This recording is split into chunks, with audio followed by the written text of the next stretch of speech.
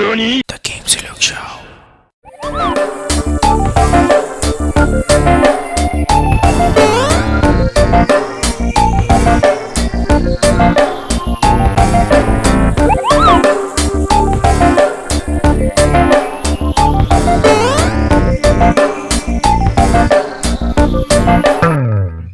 Welcome back sa The Gamesilog Show, kwentuhan podcast about video games. Ako si Dell, and as always, kasama ko ulit ang aking napakalupit na co-host na si Jazz. So, Jazz, balita. Hindi okay. Oo nga eh. Dalawang reason kung bakit di okay. Yung una kasi inaatake ako ng heartburn ko. Actually, late nga ako ngayon sa recording namin kasi nakatulog ako ng matindi. Na-over lunch nga lang ako actually sa trabaho ko. Yung pangalawa kung bakit hindi ako okay kasi yung ine-expect ko na PS5 ko sa Burger King, Yan hindi ako nanalo. Ine-expect, sorry. Ine-expect talaga.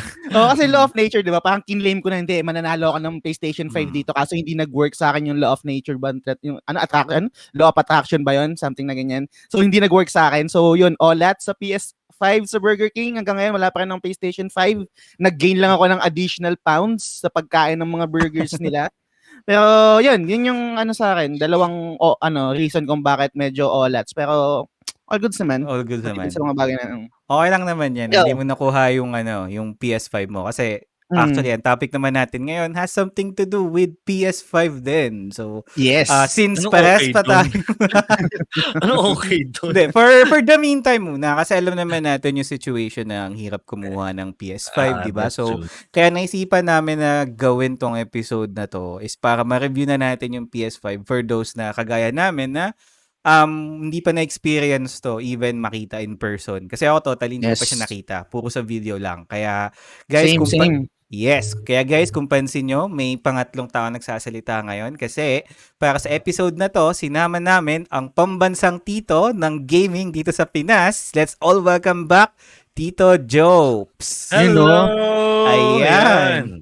Good morning, good afternoon, good evening kung kailan man yung pinapanood tong pinapakinggan tong episode na to. Ayan. Ayun, tama nga sinabi nila. Hindi, pero ako sa ba na ganun, pambansang tito ng gaming. Meron nga tito gaming na page kung sino man siya. Ayun. Anyway. Pero syempre, dito sa natin, ikaw ang pambansang tito. So again, welcome back sa show, Tito Jopes. And ayun, kitang-kita na nga natin yung magiging episode natin ngayon para dun sa mga nanonood ng video format na to na ayun, ang PS5 may experience natin. Ipapakita sa atin ni Tito Jopes and mamaya. So, bago lahat, Tito Jopes, kamusta naman? Ang dami yatang happenings na nangyari during the past month since last na nag-guest ka dito. So, kamusta naman ang mga kabisi-bisihan natin dyan? Na-miss ko kasi yung podcast talaga Kaya nga dati, parang kahit sino mga podcast, sige na, i-guest nyo ako. Ganun yung mode ko dati.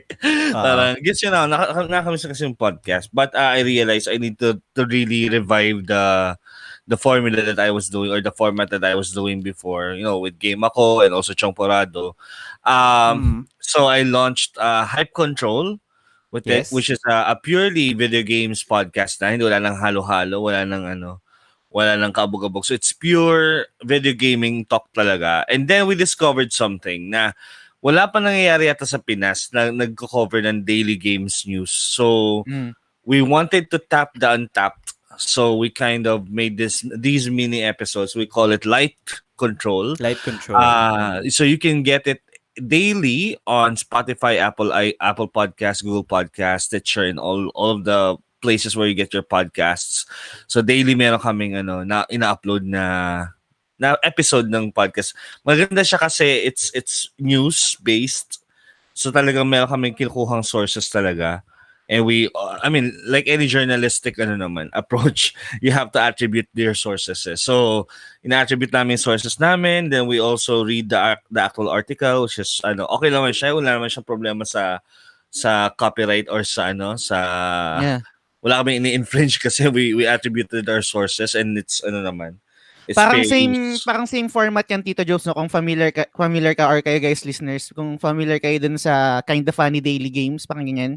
Mayroon silang everyday episode for news-centric na mga about sa video games. Ako sa Kinda Funny ko talaga kinuha siya kasi okay. Yes. Kasi ang idea kasi yung Kinda Funny, sila kasi, ang problema ko sa kanila, binabasa lang nila yung news. Like say from Kotaku, from GameSpot, or whatever, kung ano yung website yan. Mm. Ang problem ko sa kanila, walang analysis. And Okay. dito kasi sa Pilipinas, kailangan pa lagyan ng analysis kasi hindi masyadong industry savvy yung hindi Yes. in this game industry savvy ang mga Pilipino. So we Gets. needed to like insert our opinion, our Mm. know-how with regards to the game industries and how things work in the game industry. The great thing was that when I assembled the team for light control, we had an IT person who has friends from the gaming industry. We had a Nice. voice-over actor who actually voiced on a video game before. We had someone who came from the US, moved to Japan and moved to the Philippines, and he experienced all the culture of gaming doon sa mga territory na yun. And Mm. I'm here. So ako halos wala akong ambag sa Mm. tagal dal lang din masyado, or producer. I'm actually the producer of Hype Control. And yun nga, sa daily news na yun, we try to make it more Filipino flavor. Nag-insert kami ng mga jokes minsan just to make it entertaining para pakinggan sa mga listeners natin dyan. Nice. Yes, I agree. Sobrang na-enjoy ko nga yung episode na Stonks na sobrang, for me, wala akong idea talaga sa concept ng mga stocks and whatnot. So, maganda yun. Explain nyo ng maayos na-simplify nyo kahit na parang medyo mahaba. Pero naintindihan ko. Alam ko na kung ano yung hype towards dun sa nangyari sa GameStop nga. So, yun. And Nice, nice. a lot of people didn't know kasi that gamers influenced the GameStonk phenomenon. So, Yun medyo ni-revive, namin doon para pinront and center namin that this is actually a gamer's story. So, yun yung masaya doon. And I think it's still one of our highest downloaded episodes. So good kami kasi on the first day of release niya, nagkaroon kami ng mga 50 downloads. So hanggang Nice. ngayon nag-accumulate yung download din. So parang I mean, talking about Filipino long form podcasts. 50 downloads on the first day is not heard of. So medyo ako sa Gamesilog, baka sa Gamesilog na ganun na dati. Pero ako having experience Champurado, laging 10 yung pinakamataas or 20 pinakamataas. Never ko nakuha na 50 downloads sa isang araw kasi it was so trending. It was I think the tags helped as well. Tapos, ayun nga, I think it was something of a curiosity but a lot of people didn't know. And part of the description was that we will teach you how the phenomenon worked or how it happened. Kasi yung regarding sa sinasabi mo, Tito Jopes, yung sa mga downloads, nagdedepende kasi yan talaga sa topic. Kahit sabihin natin na, kunwari yung sa The Gamesilog show, ngayon parang medyo ito yung longest streak ng show namin na number 1 sa Spotify na games category. Pero it doesn't may mean duda na ako dun May yeah, duda nga, ako. yun din sabi ko parang may glitch to. Kasi kami sabay lang tayo kasi kayo naging number 1, tapos kami naging number 5. Tapos since then, yun lang hindi lagi na nagbago, diba? Hindi na nagbago. So I'm thinking baka they changed their ranking to like monthly or something, or quarter. Huwag naman siguro quarterly. Ang sakit ng quarterly. Pero yun nga, sabi ko parang may something dito. Pero anyway, itetake ko pa rin yun. Win pa rin yun sa amin. Win pa rin yun. Yeah. Diba? For 1 month, number 1 kayo. Diba? Yes. Yung visibility ng show, sobrang big deal yun. Anyway, regarding nga dun sa download, depende sa topic talaga. I think yung pinakamaraming download namin within a day is yung PS4 trophy na topic namin. Kasi meron kasi parang niche siya sa atin hindi siya katulad sa States or sa ibang lugar. So nung ginas namin si Sir Jay, shoutout sa'yo. Meron kasing group na Jay Bertol, meron kasing group sila Gati na yun nga tungkol sa mga trophy hunters. So nung pinost namin yung sa group nila, sobrang laki ng boost. Yun yung may malaking download sa history ng show namin. Maliban sa Ghost Fighter. Kasi Ghost Fighter talaga na yung side quest namin sa Ghost Fighter nung unang panahon pa ng The Gamesilog. Yun yung pinakamarami, I think nasa 70 to 80 yung unang download nun.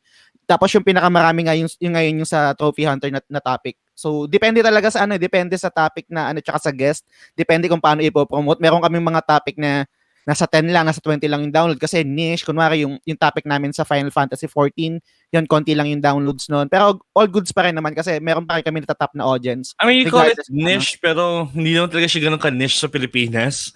It's actually very popular. Pero wala lang na kasi nagsasalita on this platform. I mean, yung niche, I think yung podcast kasi niche pa rin sa atin Yung nagsasucceed sa podcast platform dito sa Pinas is most likely mga motivational speakers, Motivational mga speech. entertainment, etc. Pero yung gaming, kung titingin ka sa top up charts ng Spotify, walang gaming centric na podcast doon. So I guess niche Kahit pa mga rin yung foreigner podcast. podcast Kahit mga Mm. mga foreigner podcast, hindi sila nakakaabot sa top 20 man lang ng Yun. ng So I think podcast. niche pa rin yung gaming when it comes to podcasting. So That's why it was easy to be number top 5 sa totoo. sa podcast kasi Totoo. yun nga ang Pinoy kasi hindi masyadong podcast, but once they Mm. learn about it, and then they get encouraged to subscribe. Yun, constant Yes. download source mo na sila. Yes. Tsaka it's nice din, no, na nagkakaroon tayo ng mga ganitong crossovers nga. Kasi sino-sino ba naman yung maghatakan naman. pataas Yes. Kundi tayo rin ng mga content creators ng podcast. So, tuloy-tuloy lang natin to and Yeah. abangan nyo rin sa mga susunod. Baka kami naman ang mag-guest sa ibang shows. Diba? No, Baka yes. naman. no ko kayo ni-invite Like, magmula nung simula yung hype control So, Paano kasi ng sked ko Putang inang sked yan Monday, Tuesday. Yung klaseng Sabi sked mo yan. kasi weekend yung trabaho mo Panalo ka talaga, boy. Anak ng Diyos yan. Pero, ayun. So, expect more crossover siguro. Kaya, kagaya nga nung nakaraan, pansin nyo, si Vibs naman, ng puro kalaro ang nag-guest namin dito. Kaya, ayan. So, tuloy-tuloy lang natin. Patuloy natin palakasin ng podcast industry dito sa Pinas. Ng gaming in general. Yan. So, okay. So, again, ang topic natin for today is more of an in-depth review and tour ng PlayStation 5. At since pares nga kaming wala pang PS5 ngayon ni Jazz, si Tito Jopes ang magbibigay sa atin ng experience. So, for those na mga nakikinig sa video, sa audio format nitong episode na to, meron din kaming available na video format na i-launch namin sa Facebook at sa YouTube. Siguro a few days after the launch para makita nyo din real time yung nasa screen ni Tito Jopes. Mamaya kasi ipapatour natin yung PS5. And again, before we begin, please don't forget to like, follow, and subscribe to our pages sa The Gamesilog Show and Hype Control. Available kami sa Apple Podcast, Google Podcast, Spotify, Anchor, Facebook, YouTube, at kahit saan mang podcast platform nyo pa kami makita, no? So, yan. Game. So, one thing pala na nakalimutan ko din bago tayo mag-jump in sa main topic natin is siguro kamustahan ulit tayo in terms of mga games na nilalaro nyo. So, game. Game. Tito Jopes, ano ba mga pinaglalaro mo lately? Ayun, so wakas, na-unearth ko na-unearth Kasi meron kami tinatawag dito ng hype control team na yung pile of shame. Okay. Kasi hindi ko lubos akalain na ganun ang kabundok yung yung mga CE, yung mga collector's shit ko. So, akala ko kasi nahiwalay ko yung Nintendo Switch doon sa pile of shame. Yung pala nandun siya sa kaloob-looban ng pile of shame na yun. So na-unearth ko na siya and I bought this game since I guess November ko pa ito nabili and now I started playing it again. It's called Hades. Yeah, Kasi nice. gusto ko na kasing pag-usapan yung Game of the Year ng 2020. Kaya lang hindi ko siya masasalita kung hindi ko na play yung Ghost of Tsushima or yung Hades. Bahala na yung Doom Eternal kasi parang naman dapat sa 2020 sa 2016 na Doom yun. But yun nga, I was trying to play that. I was trying to unearth the Switch. And yun nga, nakuha ko yung Switch and then I'm starting to play Hades. So far, it's like Diablo but a little bit more addicting. Kasi yun, you have your stories. I had experience playing Pyre before, which is also the same game from the game from the same developer, Supergiant. Supergiant Games. Yes. Yung Pyre was like their latest before Hades. And yung Pyre kasi maganda sa kanya, maganda yung storya.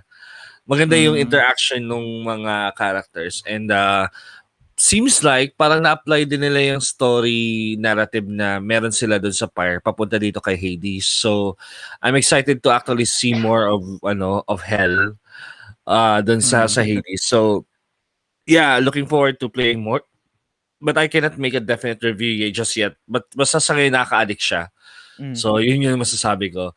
Another game that I've been playing is from this small device called the Game & Watch from the Mario 35 collection. Nice. So if you are listening to the podcast, I'm showing right now the Game & Watch device for the Super Mario Brothers 35th anniversary collection. It shows the time here. Ayan. Mm. Medyo teka, bagoy ko yung yung brightness para makita siya na maayos sa So talagang ginawa siya with game and watch literal kasi pwede mong gawing watch. Pwede mo siya gawing watch. Kasi yun talaga yung idea ng game and watch. Yes. It has a game. It could be a watch. So, ayan siya. Ito yung tsura niya. So, syempre alam niyo na, 10:17 a.m. na tayo ngayon. Nag-record. But it also has a game. Wait lang Ay, may session ako. Wait. So it has a game here. It has Mario 1, Mario 2. The Mario 2 from Japan, hindi yung Mario 2 ng USA. Yung the lost levels to na tinatawag, di ba? Yeah, this is the lost levels. Lost levels, nice. Tapos yung pangatlo is a version of ball with Mario's head on it. So ang ganda niya, and it's highly collectible because, game and watch people are like old people. And it's really portable kasi dinala ko to sa bahay ng mom ko. Tapos parang wala, na-addict lang naman ako sa Mario 1. So, na-master ko na yung mga level, mga world 1 to 4. Yan, medyo master ko na sila. So, I've been playing it non-stop while listening to the impeachment trials. Ayan. Ni Trump. Nice. Sa'yo naman, Jazz, parang balita ko, may bagong RPG ka na naman nilalaro ngayon Yes, nandito ako ngayon sa parang bumalik ako dun sa wheelhouse ko kasi ever since parang JRPG naman talaga nilalaro ko. Tapos ngayon lang ulit ako nagkaroon ng kasi I think kung maalala mo, lagi kong binabanggit before sa mga previous episode na parang nabe-burnout na ako sa JRPG, parang hindi na nag-work sa akin yung mga JRPG. So what I did was I played dahil meron tayong YouTube channel ngayon, I played una Lunar Silver Star Story Complete. May pinakita pa sa akin ni Tito Jopes. So yung collector's edition nyo.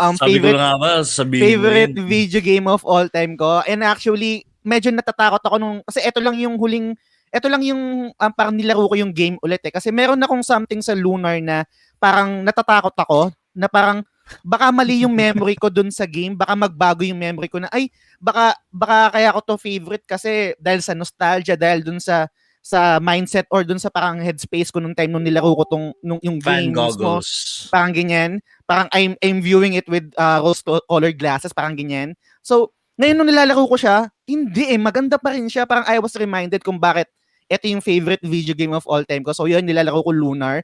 And then, ganda ayan Ganda. Si Luno.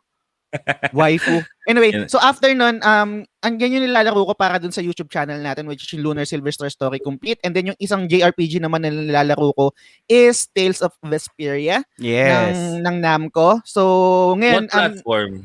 Sa PlayStation 4. Kasi on Switch, it's now $5.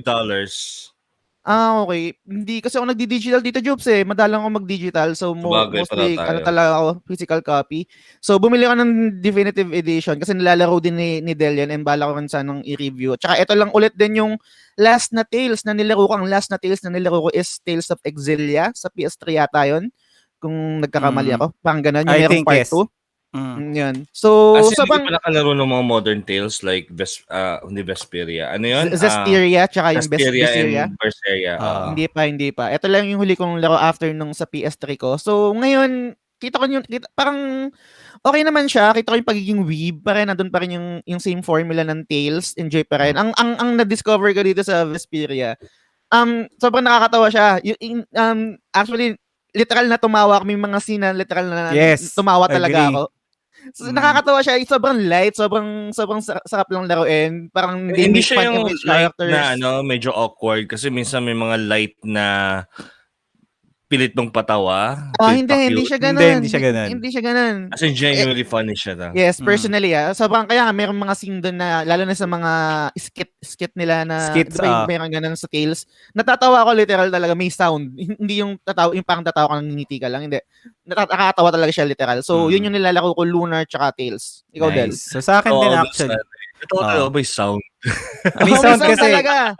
Kasi yun yung legit, para sa akin yun yung legit na natawa. Kaya kung pang tumawa ka lang, pang humiti ka lang na walang sound, parang ano lang okay.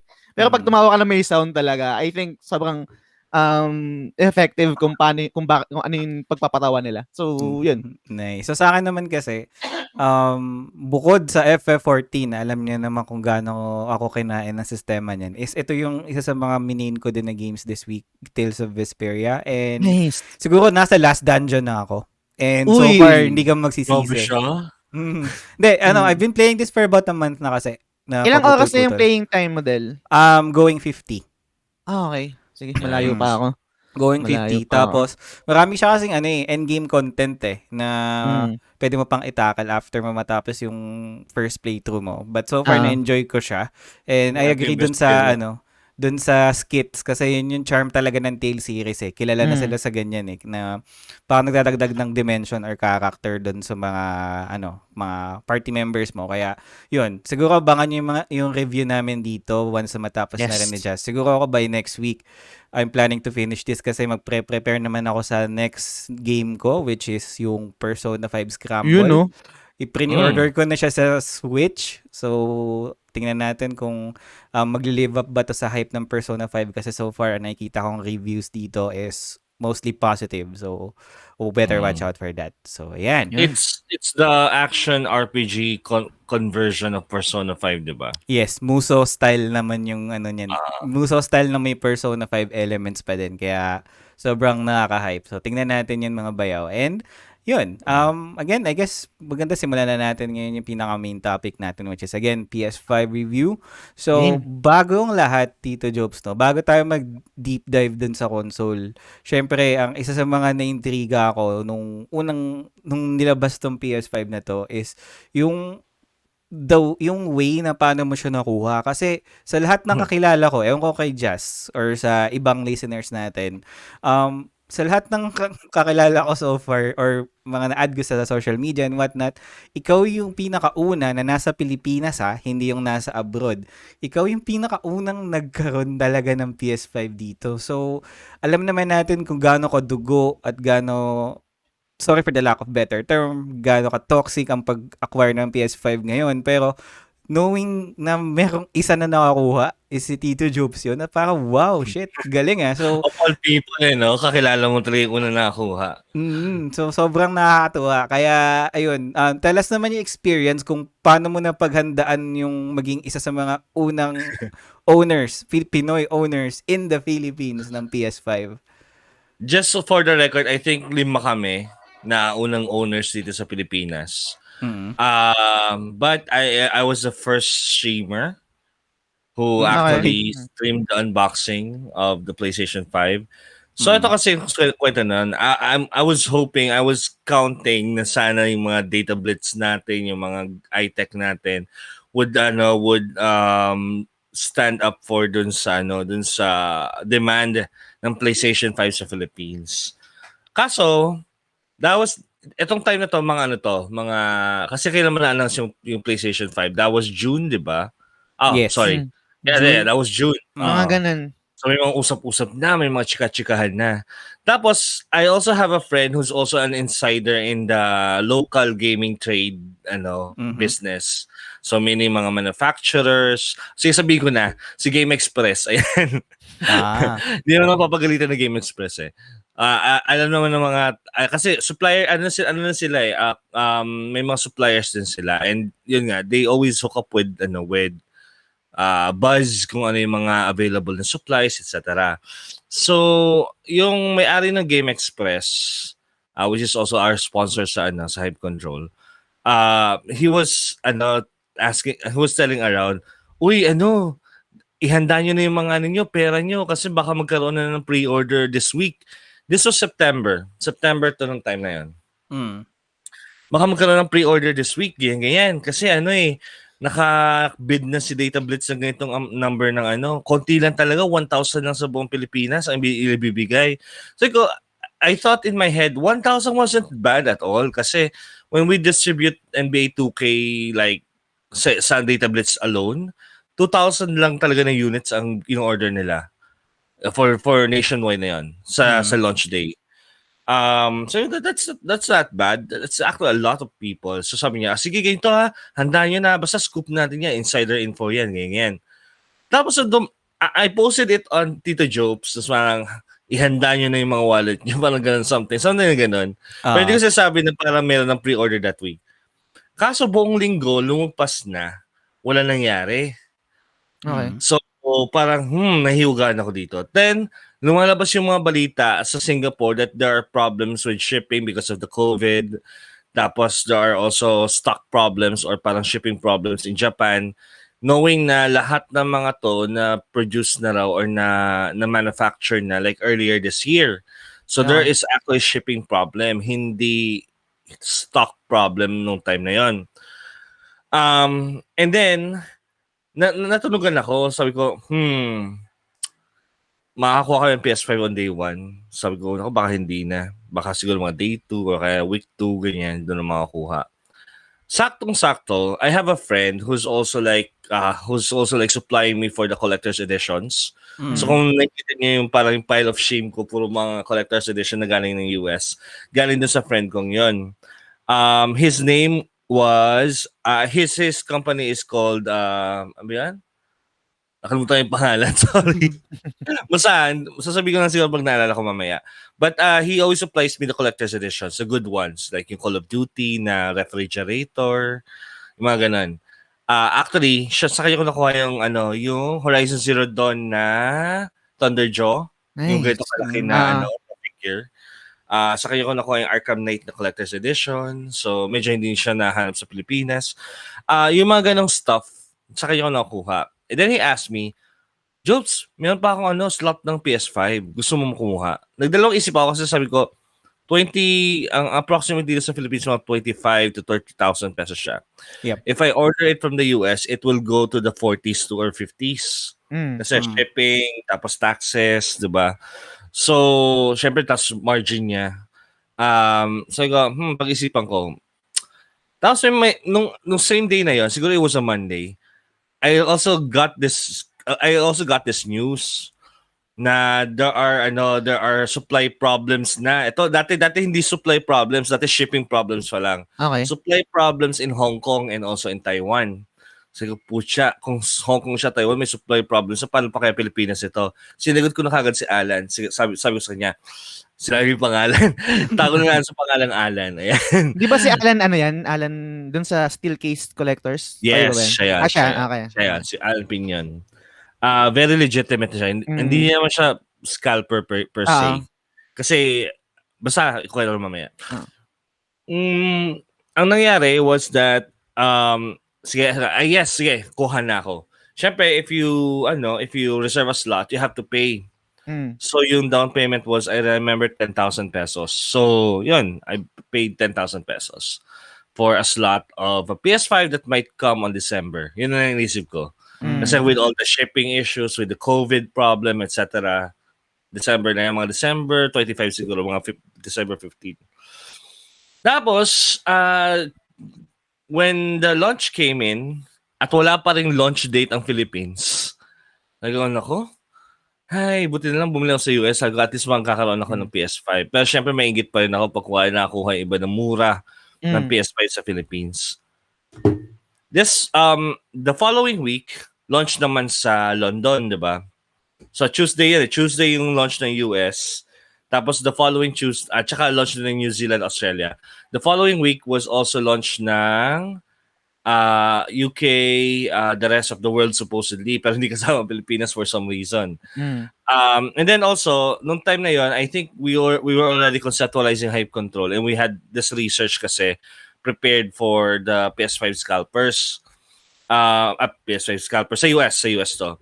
And then parang nung research na namin siya, sabi ko, ay grabe pala yung Pilipinas. Yung PS3, it took 1 year bago dumating yung PS3 after launch.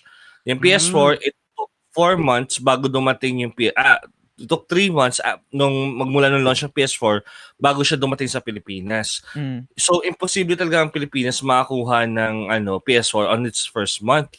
Yun yung hula namin. So pero while we were preparing for the first episode of Hype Control, biglang nung Thursday nun, biglang umano sa akin, nagsalita sa akin si Alan, Jose, andito na sa Pilipinas yung PS5 mo. Ano na lang siya, customs na lang. So, what? Ang aga naman. Nagpanik ako kasi nung time na yon, alanganin sa sweldo. Hindi pa ako handa. Sabi ko baka mamaya 50 mil bayaran ko dito, tapos wala akong wala akong pambayad. Tapos, anong nangyari, yun nga, Friday, lumabas sa customs, sabi niya, sige, ihanda natin yung payment. Yung ginawa ko buong Friday, naghanap ako ng utangan. Bakit kasi, ang nahanda ko lang 30,000 pesos ang time na yun.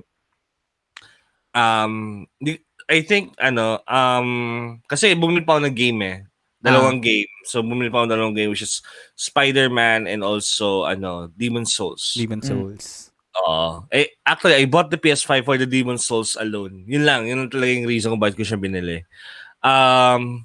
Tapos, the next day, Saturday, ayun, na-collect ako na. Kamag-anak, friends, etc. Nung binayaran ko na siya, kakababa pa ako kasi sabi ko, kung i-deliver siya dito, tapos it's kind of like the first console in the Philippines ng PS5. Kung mapadeliver siya, hindi kaya itakbo yun ng deliverer. So, andun yung anxiety na baka hindi siya mapadala. So, nung pinadala na siya, dumating na siya, the delivery fee was like, I think, 700 pesos. Ganun. Not 500. Ganun. Kasi gamit car. This was coming from Taytay. From Taytay. So, nung dinala, nakuha namin isang malaking box na yung brown box, yung normal na cardboard box. So, sabi ko, shit, baka ako dito. Baka pinagpalit na, ganyan. So, and then, somehow, this was a Saturday afternoon.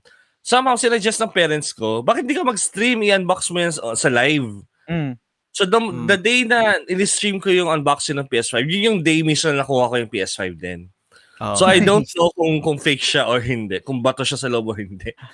Ganda nun, no? Kung sakali pagkuha mo, monitor. Kasi sa internet yung makikita mo, mga bato, mga blender na nasa loob, parang grabe. So, when I opened it naman, when I opened it sa bahay, yung cardboard box. Tingnan ko, uy, salamat PS5 na pala to. Whatever, ganyan. So, at least medyo na lumuwag yung hininga ko. Pero, hindi pa ako labas sa comfort kasi kailangan ko siya i-stream. Ang problema kasi, hindi pa handa tong bahay na to, hindi pa handa tong room na to. Hindi pa handa lahat ng equipment ko. So, I didn't know how to stream it. Wala pang internet dun sa bahay ko. So, ang ginawa ko, dinala ko lahat ng equipment ko na kaya kong hanapin, tapos pati table dinala ko doon sa bahay ng mom and dad ko. Doon ako nag-stream.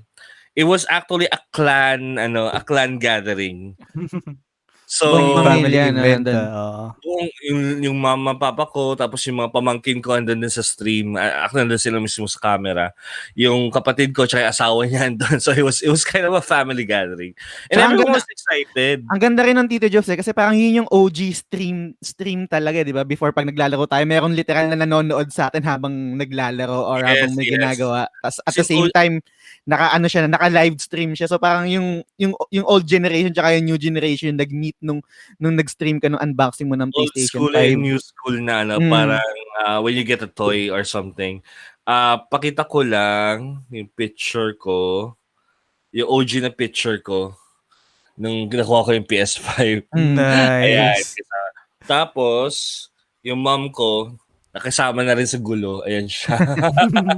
Cool. So, if you're listening on the podcast on the podcast platforms, pinapakita ko lang yung mga picture ng mom ko na may hawak ng PS5. In fact, yung mga kapatid ko rin nag-selfie din sila malapit sa PS5 kasi it was unheard of sa Philippines ng time na may PS5 na. Yes. And ayun, yun yung first batch ever na dumating sa Pilipinas. Ever. So I was so excited when I unboxed it. It was groundbreaking kasi I had like 500 simultaneous viewers that night. 500. Wow. I know. It's been a long time since I had 500. So, I had 500 simultaneous sa Facebook, and then parang everyone was asking anong gagawin dito, etc. etc. Kasi hindi ako nakapag-stream kasi hindi maganda yung setup ko talaga doon sa family ko, sa place ng mom ko. And the first week, yun nga, parang I played Demon's Souls non-stop lang. Yun lang yung nangyari. As for sa acquisition ng PS5. I think I was just lucky. I was just lucky na I had a friend who's also my supplier of stuff. I've been a loyal customer of his for like since 2016. Loyal customer niya na ako. So, no, 2015. Kasi I got the Call of Duty Black Ops 3 2015. So, I've been a loyal friend and loyal customer of his since 2015. And parang ako yung una naisip niya na bigyan ng PS5 kasi that was the first batch was 5, the second batch was around 6 yata. Okay, fine. Yes. People may say na okay, galing sa scalper yung binili ko. I would like to think kasi na binayaran ko na kasi siya beforehand eh. And wala siyang, hindi siya gouged, hindi na siya like upsold. So, Hindi na makapag-markup kung okay ng lang price. i-disclose Tito Jobs, magkano ba yung total na nagastos mo sa acquisition mo ng PlayStation 5? Considering lahat. The actual unit was around 38,500 pesos. Not bad. Kasama Super yung not bad. kasama yung tax, kasama yung shipping, I mean Kasama yung lahat. tax, kasama yung shipping, yes.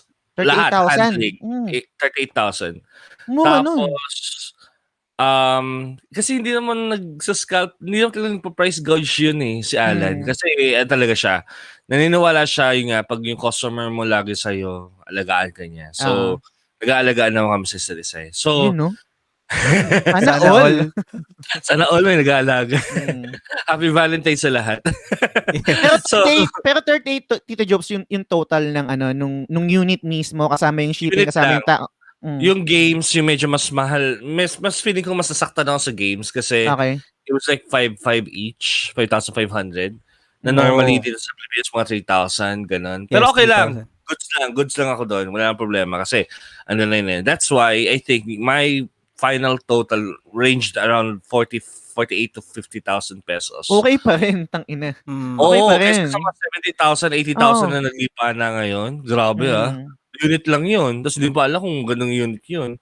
Ito pa yung kinakaba ko. When coming in, I was wondering if it's a lemon. Meaning, pag binuksan ko siya, may sirang GPU. May defect siya. Kung nag-eject din ba siya ng disk gaya ng mga report sa ibang bansa. Kung nag-restart ba siya, nag-boot loop siya na continuous. Na inaawa ng Diyos hanggang ngayon, buhay pa itong kumag na to. So,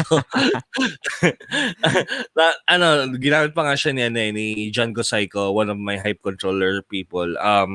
Naglaro siya ng Ghost of Tsushima. Tuwa siya kasi 60 FPS. So, sarap. Yeah, sarap talaga.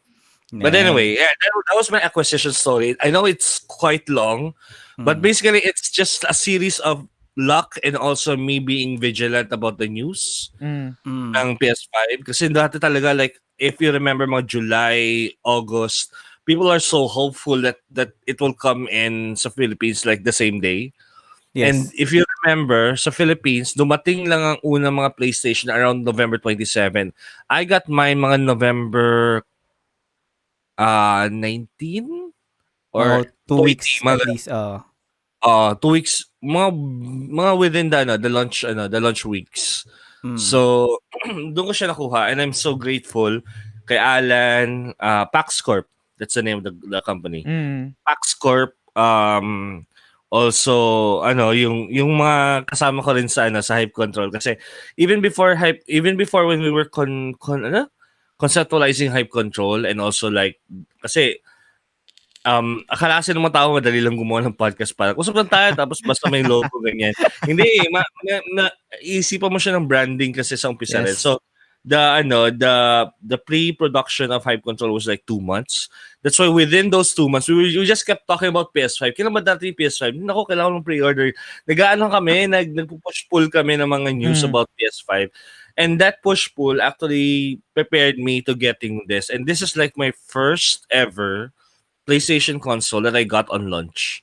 Nice. Kasi PlayStation 4 I got 2015 So I got my first launch console, the Switch. Nintendo Switch naman nakuha ko like 2 weeks after the launch sa US. So, nainis ako doon kasi nung nag-launch sa US, nag-launch din sa Pilipinas. So, yun, simultaneous launch yun. Sabi ko, bakit yung PlayStation 5 hindi ganun? Nakabalas. Sige. No, siguro mamaya, Tito Jobs, pag-usapan din natin yung issues ng stocks dito and kagaya nga kanina, nabanggit mo rin yung term na scalpers kasi I think isa rin to sa mga hot topic dito sa Pinas. And di lang siguro dito sa Pinas. I mean, global issue siya, yung mga Yes. scalpers na yan. So mamaya siguro i-tackle din natin, no? Pero bago yon, syempre, doon na tayo sa, I guess, yung mga part na nilook forward ko. Yung first impressions and guided tour na itong PS5. So, Yan. sige, game. So, start muna tayo siguro sa external appearance, no? Kasi nung una ko itong nakita, like, nung in-announce siya sa parang keynote and whatnot, na kinover pa nga namin ni Jazz, parang medyo, ayun, no? Nandun na yung UI. Mamaya, dadaanan natin yan. So, nung pinakita yung UI, yung pinakita yung, yung design niya, parang, nakita ko sobrang laki, tsaka parang, I don't know, nauna parang hindi nagre-resonate sa akin yung itsura niya. Kasi Design para niya. siyang, yung design niya, parang kasi yung folder na may laman lang sa loob Parang ganun yung itsura. Parang high-tech na router. Kamukha ni Kaiba. Kamukha ni Kaiba. Oo, yung may mga memes na Yung mga naglalabasan. binder books. Mm-mm. Ganun yung tsura, parang binder book siya. Mm. Tapos yung mga nasa gitna niya, itim na pages, ganun. Ayan. So, I'm going to go away from the microphone for a bit, but I'm just gonna compare the Xbox One X, which is Xbox's smallest console ever. Imagine mo yung latest sila during the time before the Series X. Yun ang pinaka-small nila na console. Tatabi ko lang kay PlayStation 5. Ayan siya. So, Okay. think of the Xbox One X para siyang ka-size halos ng PlayStation 2. And Na slim. na medyo slimmer ng konti. Pero height-wise sa Xbox One X, it's paano ba to? It's like 50% taller than the Xbox One X. Mm.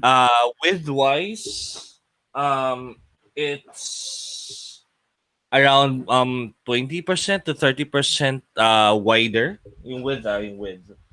Tapos yung thickness niya, yun yung sobra. Parang feeling ko, hindi naman, mga 50% thicker. Yung girth niya. Yung girth niya. Kaya nga thickness na sinabi ko, kung ano bang masabi natin sa girth. Yan Ba na yung tayo. girth, Sa pangkapalan tayo. Anyway, Siyempre. so, yeah, it is a really huge console. Pero tama yung kasi nag-podcast kami last week kasama ni Kaka-computer mo yan. We had a crossover then.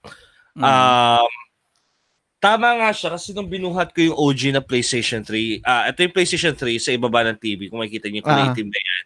That was the 2016 PlayStation 3. Launch console yan. So, may Spider-Man font style. Spider-Man font, tapos he has the inserts, tapos alam ko, 4 pa yata yung USB niya USB insert niya. So, super heavy ng PlayStation 3. Mas mabigat siya doon sa PlayStation 5. So, in fairness sa mga PlayStation 5, mas magaan siya kaysa sa OG na PlayStation 3. So, na-realize ko yun kasi naayos ko yung yung itong mga console ko sa gilid. Nga, bigat ng PlayStation 3. Parang workout talaga siya. But the PlayStation 5 in itself, hindi naman siya ganun kahirap buhatin ng isang kamay. Very balanced niya. And totoo yung sinasabi nila na napakatahimik ng PlayStation 5. Nice. Oh, okay. Tsaka So, yung kulay puti niya, Tito Jopes, yung parang folder, matte finish siya, no? Hindi siya glossy. Tama ba? Yes. Matte finish siya. Tapos meron siyang, hindi talaga siya puti. Para siyang Dirty grayish. white? May pagka, ang hirap kasi ng dirty white. Kasi yung dirty white parang iisip mo medyo cream, medyo towards yellow. Meron medyo siya parang bluish gray. Na tinge. Just a tinge lang. Just a tinge of bluish gray just to make it look subdued. Kaysa yung kulay yellow na parang alam mo kung madumi, parang na-oxidize ng panahon, ganun. Get.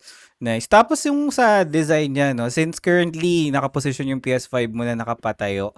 Tapos nakikita niyo sa controller pareho siya ng kulay So, ito, may white at saka yellow light sa paligid, pero hindi siya ganun ka yellowish ang kulay. Medyo subdued pa yung niya. Nice. Yung pagka-white niya. Nice. So going back, since yung PS5 mo is nakaposition currently ng pataas, tingin mo ba pag pinosisyon mo siya pahiga, pa horizontal, okay pa din ba siya tignan? Kasi parang feeling ko is parang may part na nakaangat kapag pinahiga mo siya. Dahil di nga siya parang pantay, di ba? Yung Weird parang enough, hindi siya pagkaka-scope niya. nag-rock. Oo, Are you hindi. asking if it's rocking, no? Yes. Kung may cap ba dun sa ilalim na stand? Wala. I actually tested it dun sa live stream ko and I put the stand on its horizontal mode. Walang nag-rock talaga. Maganda talaga siya kasi walang gap. Wala kang mafe-feel na hindi siya balanced. Kasi alam mo siya pag hindi balanced, alam mo yumuyugig siya, parang siyang seesaw na parang instability. Hindi, super stable niya. So, I think the curve helped na parang yung curve mismo yung parang nagpe-prevent sa kanya from sliding leftwise or rightwise. Tapos yung ano rin, yung stand niya, merong parang rubbery feel sa kanya. So, parang hindi rin siya gano'n nagsaslide without actually scratching the surface of the white panels. Yeah. So, Gets. I think doon ko lang na-realize na parang there's just so much thought put into the design that despite its, ano bang term, whimsical design, that they were able to make it technical pa rin. Technical, sleek, and also stable. Yun yung important talaga. Nice. So, kumusta naman yung ano nito, yung heating, yung temperature issues niya? Kasi for most consoles, yan yung isa sa laging tinitingnan natin kung nag-overheat ba, especially during during long play sessions, ganyan. So, na-experience mo ba na maging mala-oven or kasing hot ba to ng PS4 Pro or something like that? Hindi. Actually, in fact, yung PS4 Pro ko nga takot na akong buksan kasi sobrang parang feeling ko matutunaw na yung plastic niya kasi ang init talaga niya on the outside. We have to talk about yung heat na ina-exhaust nung PS5 versus yung heat na mararamdaman mo sa panels niya or sa side niya. The heat that is being exhausted, mainit talaga, like parang hair blower na init, ganun yung feel niya. Like around mga 50 degrees, ganun. So, may talaga. Kasi, syempre, that's the purpose of the cooling mechanism naman, to exhaust as much heat as possible. And you can also like figure out na, ay pucha, grabe naman yung chips na to. Yung chip na to, ang lakas mag-generate ng heat talaga. On the side panels, really surprising, it's not even warm to the touch. As in, you almost can't feel anything. It's totally insulated from whatever is going inside. Yung glossy part medyo warm. Okay. Pero Yung kulay itim yan na. Yung kulay itim, yung glossy na yung sinasandwich. Yung sinasandwich. Yung palaman. So yung palaman, tama. Yung palaman medyo hindi naman warm lang siya, but the backside talaga is really hot. Like yung medyo almost hair dryer na mainit na, minsan uncomfortable na. But overall, it's still quiet. It's weirdly quiet. As in, I'm an owner of the PS4 Pro and I'm also an owner of a 1200A na unit na PlayStation 4. They are loud. Talagang loud talaga. Dati kasi ina-ignore ko lang kasi first time ko magka-console yung time na yun eh. But when I tried like yung sa Switch, pag naglalaro ako with the Switch, parang tahimik ng Switch, mas lalo na nag-own ako ng Xbox One X. Sabi ko, pucha, ba't ganito yung Xbox One X? Wala akong marinig. Gumagana pa ba to? Parang ganun. Ganun siya quiet. Si PlayStation 5, ganun na rin siya quiet. Medyo almost to the point na you don't even... Kasi normal kasi diba, malalaman mo ang isang electronic device is buhay or nag-on na kapag naririnig mo na yung fan, gumagana siya like PC. Pero kasi ako mas sanay ako sa Mac eh. Ang Mac kasi tahimik talaga siya. So, agree. Kaya parang kaya minsan annoyed din ako sa ingay. So when I got the PlayStation 4, maingay talaga siya. But since it was my first console, I guess I thought to myself, baka normal lang to na experience sa gaming. Kasi I could imagine yung mga PC gamers, they can hear their fans whirring like crazy, di ba? So, yun yung na-imagine ko. Then the PlayStation 4 Pro came in. Tapos sabi ko, putya naman, parang sakal na sakal. Sabi ko, inisip ko nga, ilalagay ko ba to sa labas or sa walang aircon? So I decided to put it in aircon. And still, ang ingay pa rin niya kahit may aircon na. Whereas dito sa PlayStation 5, I never put it on aircon on an air conditioned room. Wala siyang ingay, as in tahimik lang niya. Never ko siya narinig na na nag-whir yung fan ng malakas. As in quiet talaga siya. The only thing na maingay sa kanya sa tingin ko was the drive, the CD drive. Dati kasi para madalas niyang paikot-ikutin yung CD. Pero kasi it was kind of a minor thing din kasi CD lang naman yun eh. Parang I mean if you had a Mac or if you had a laptop tapos you're using your CD for your music and then you always hear your CD spinning. Ayun, yun yung normal experience niya dito sa PlayStation 5. Nice. So, sige, since napag-usapan na rin natin yung outsides na itong PS5, tuloy naman tayo siguro sa controller na. So, isa to sa mga pinaka-hype na features ng PS5 yung tinatawag na DualSense, di ba? So, marami nagki-claim na parang mas immersive daw yung experience nito compared sa regular na controller and whatnot. So, kamusta naman yung controller para sa'yo? Okay naman siya. It's para sa akin kasi it's like your typical dare I say it, it's like your typical Xbox One controller. Kasi ganun yung feel niya, ganun din almost yung size niya. Albeit medyo mas wide siya do sa normal na naghahanap kasi ng Xbox One controller dito eh. Yung feel niya kasi, yung kasi kung makikita niyo dito, ang pinagkaiba niya sa DualShock. Wala siya yung matulis na to. So itong tulis na to kasi normally parang ang idea diyan parang yayakap yung bottom ng palm mo dun sa bottom din nitong ng controller nito. It didn't feel good at that time kasi it felt like poking you. Pero kasi since this one is flatter, ayun makikita yung flat siya. Since this is flatter, mas maganda yung feel niya.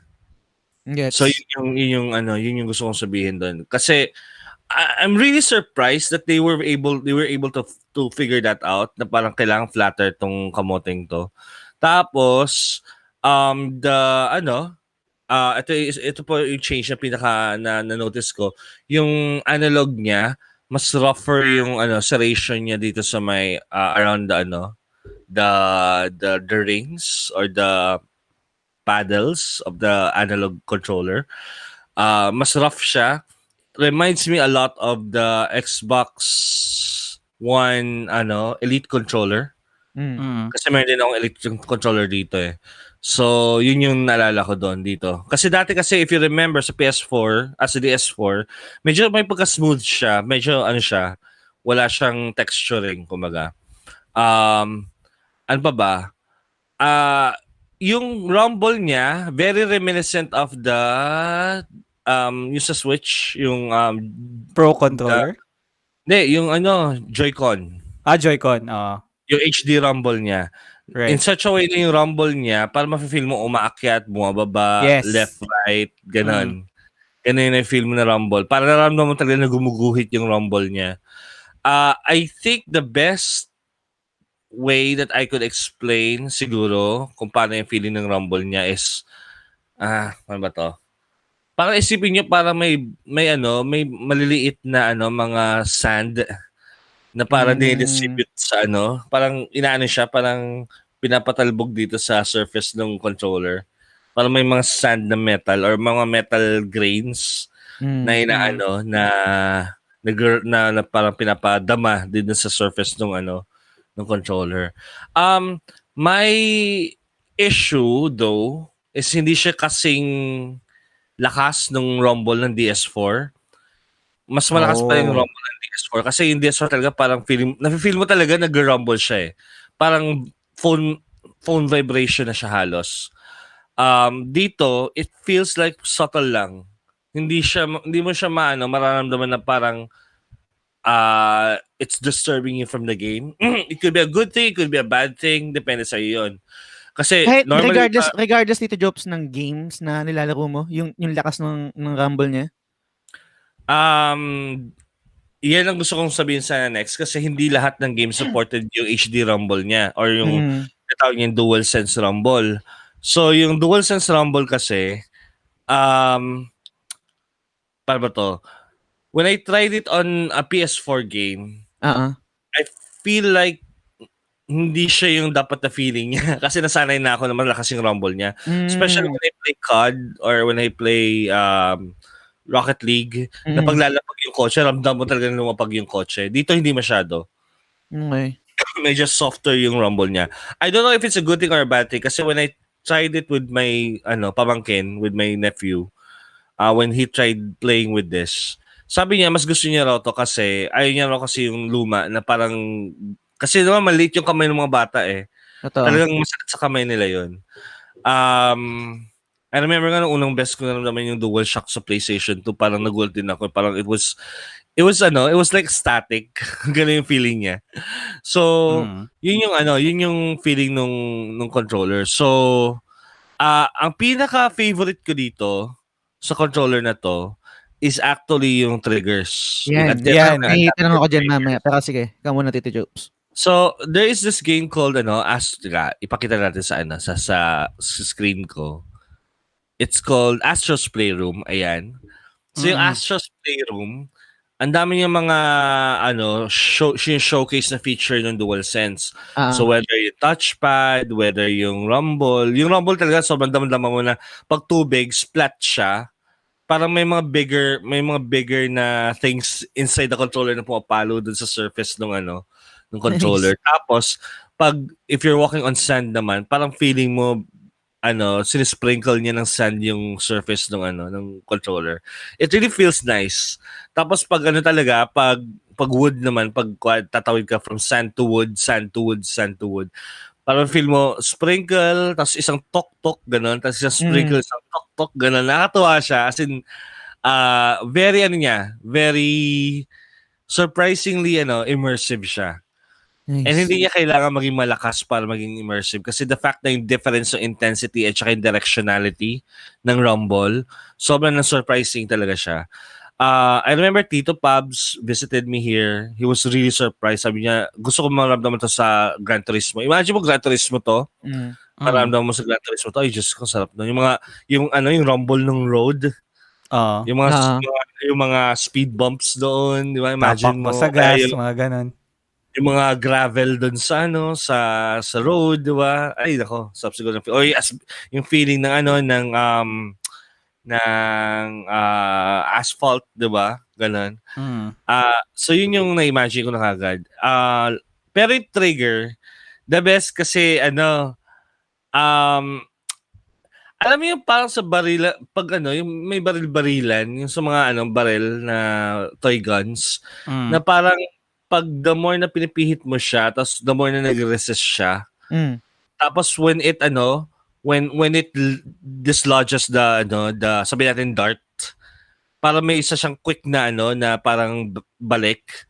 Ganun siya dito. So nafe-feel mo talaga na may trigger ka na pinipindot. Yes. So parang nag-resist mo na siya, tapos pag nag-dislodge na yung bala, biglang magsasnap siya ng ganun. Ang galing, ang sarap ng feeling. Na-try mo na siya sa Horizon or kung merong siyang upgrade yung wala Horizon sa Horizon. Ang alam ko sa COD sa COD Modern Warfare. Pero kasi meron din kasi part dito sa Playroom na may ganun, yung pa sa spring may ganun siya.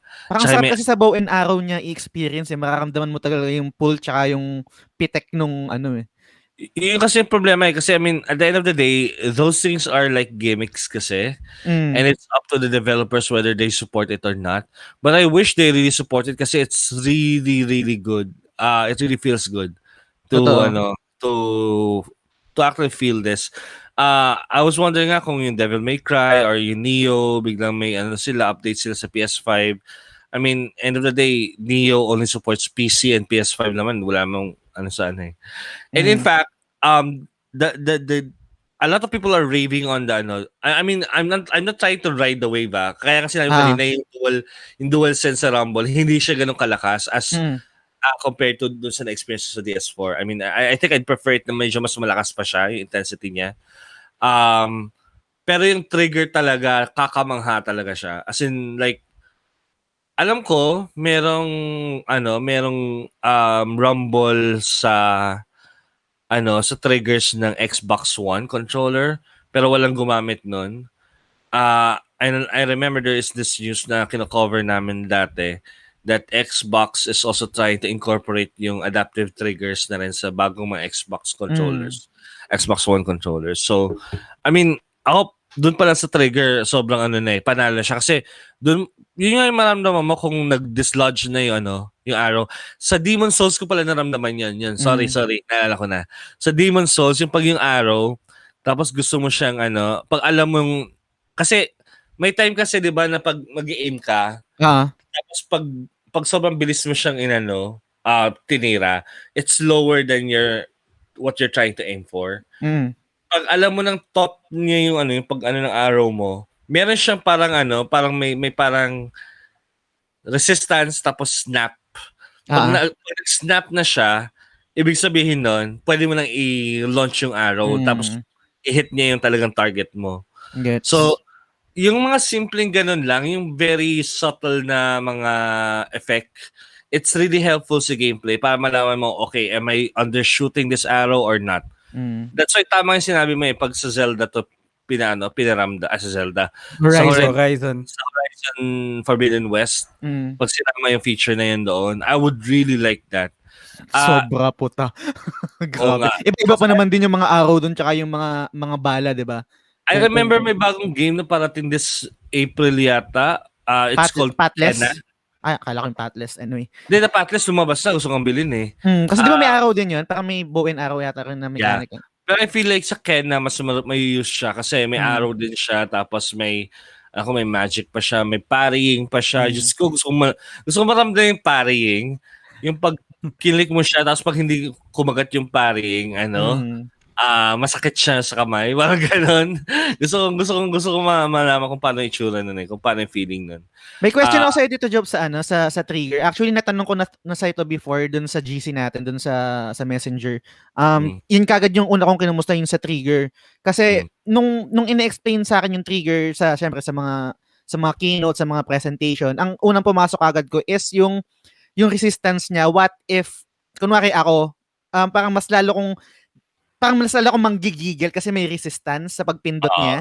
And most likely, pag laging gamers tayo, marami tayong time maglaro, yung wear and tear nung trigger na yun, most likely, mas mabilis kumpara sa normal na trigger na hindi nag-resist sa pindot natin. So, yun yung concern ko eh. Yung resistance kasi, hindi naman siya like hard kasi totoo lang, if they do the hard resistance, tapos silang snap siya, that could actually result to accidents sa daliri eh. So what they did was medyo lang, parang, alam mo yung thresholded, yung parang soft curve lang na resistance. So parang cushion na resistance. Hindi magsasnap siya. Cushion resistance, snap. Cushion resistance, snap. Hindi yung hard resistance, snap. Hard resistance, snap. Hindi siya ganon. Kasi pag ginawa mo yung hard resistance, snap, obviously, mechanically, it will really snap the device. Kasi yung sa akin naman, yung nabanggit ko regarding sa resistance, no, I'm not sure kung kumaga parang maliit lang na population ng merong na owner ng PlayStation 5 na naka-experience nito. Dun sa mga PlayStation groups kasi lately parang napapansin ko may mga posts regarding dun sa trigger, tapos parang yung nasisira yung parang spring niya. So, yun yung isang mga nadagdag rin sa concern. I'm not sure kung depende rin sa usage mo yun, kung paano ka maglaro, di ba? I think yung mga nun, kasi ito ginagamit, I mean, nilaro kasi Demon Souls, which is heavy on the R1, L1, at saka yung R2, L2 din. So, heavy rin siya. Pero I think it'll be a lot more visible for people who are playing COD, COD Black Ops Cold War. Okay. Which is very heavy on like, lalo pag nagmo-multiplayer ka, very heavy on like triggers talaga. Yes. Depende siguro. I mean, I would think na solve na dapat ni Sony to by testing it na multiple times, like 1,100,000 times, ganun. But yeah, at the end of the day, these are still mechanisms moving parts Every time may moving part ka, may masisira talaga diba? So, I mean, now that we have SSDs on our new consoles, wala na moving parts. Kaya, parang naalala ko tuloy yung nasira akong hard drive. Kasi may moving parts siya, tapos nabagsak ko. Ayun, nasira siya. I would think na yung dual sense, it will also have those issues then.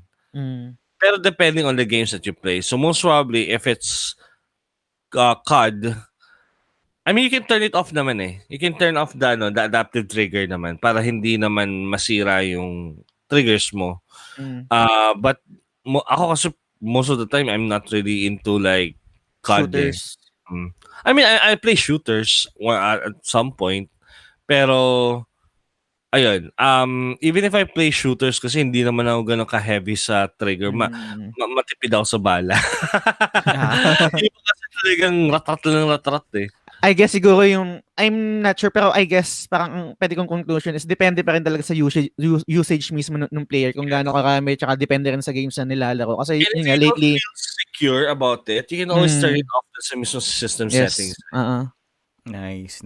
So, sige, no? So, since napag-usapan na natin parehas yung hardware aspects na to, which is yung console itself tsaka yung controller, move naman tayo ngayon sa software na, which is yung UI tsaka yung PSN. Siguro sabay na natin dito since magkakaroon tayo ng guided tour with Tito Jopes. So again, for those sa mga nakikinig sa audio podcast na to, mayroon po kaming video version para masabayan nyo yung tour na gagawin ni Tito Jopes. So Tito Jopes, take it away. Ay, ganon? Hindi kasi, ang problema kasi malabo yung camera ko. So medyo 720 yung camera ko. So, log out muna ako dito. So, you are greeted by this pulsating kind of login screen kasi, di ba? So, I remember this was teased on June 2020.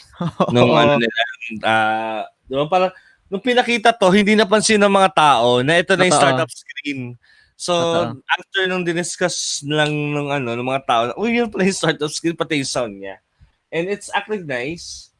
Yeah, pag kinik ko yung PlayStation logo dito, you can select your account here. Tapos ayan, pag select mo account, it's really quick. Ayan. Kailangan bang iharap yung mic ko dito para medyo dinig ako. Ayan. Yes. So, the great thing about the PS5 now is that when you want to buy a game, okay, PlayStation Store is integrated already on the parang isang left swipe lang siya. Parang, if you remember, the UI is very similar to the PlayStation 4. Now you just switch from one tile to another, selecting which game or application you want to play. But alongside those styles of apps or games, on the leftmost side is actually the PlayStation Store, which actually, nakikita nyo man, it loads up really quickly. Parang isang segundo lang, nag-load up na siya. Kasi probably it's caching all the results na kagad. So, ayan. Sobrang bilis. And by the way, I'm using I'm using my, what do you call this? My Wi-Fi. Di yata Wi-Fi 6 tong kamuting to eh. Basta yung I think AC na. AC. So, 802.11 AC.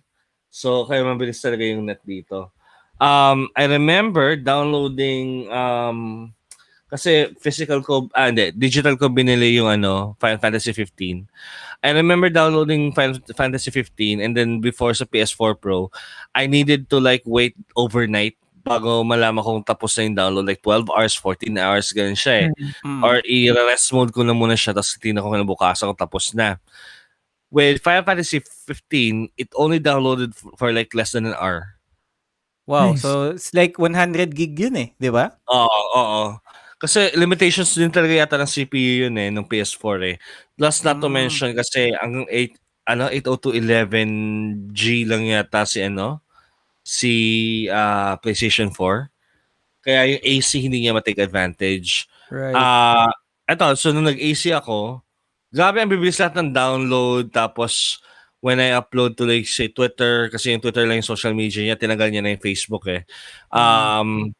It's really quick when you upload a movie. Like, hindi nga siya sinasabing progress eh. Kasi nung pinuntahan ko na siya dun sa kasi meron dito yung upload tsaka download na, okay, wala rito kasi wala akong upload or download na queue.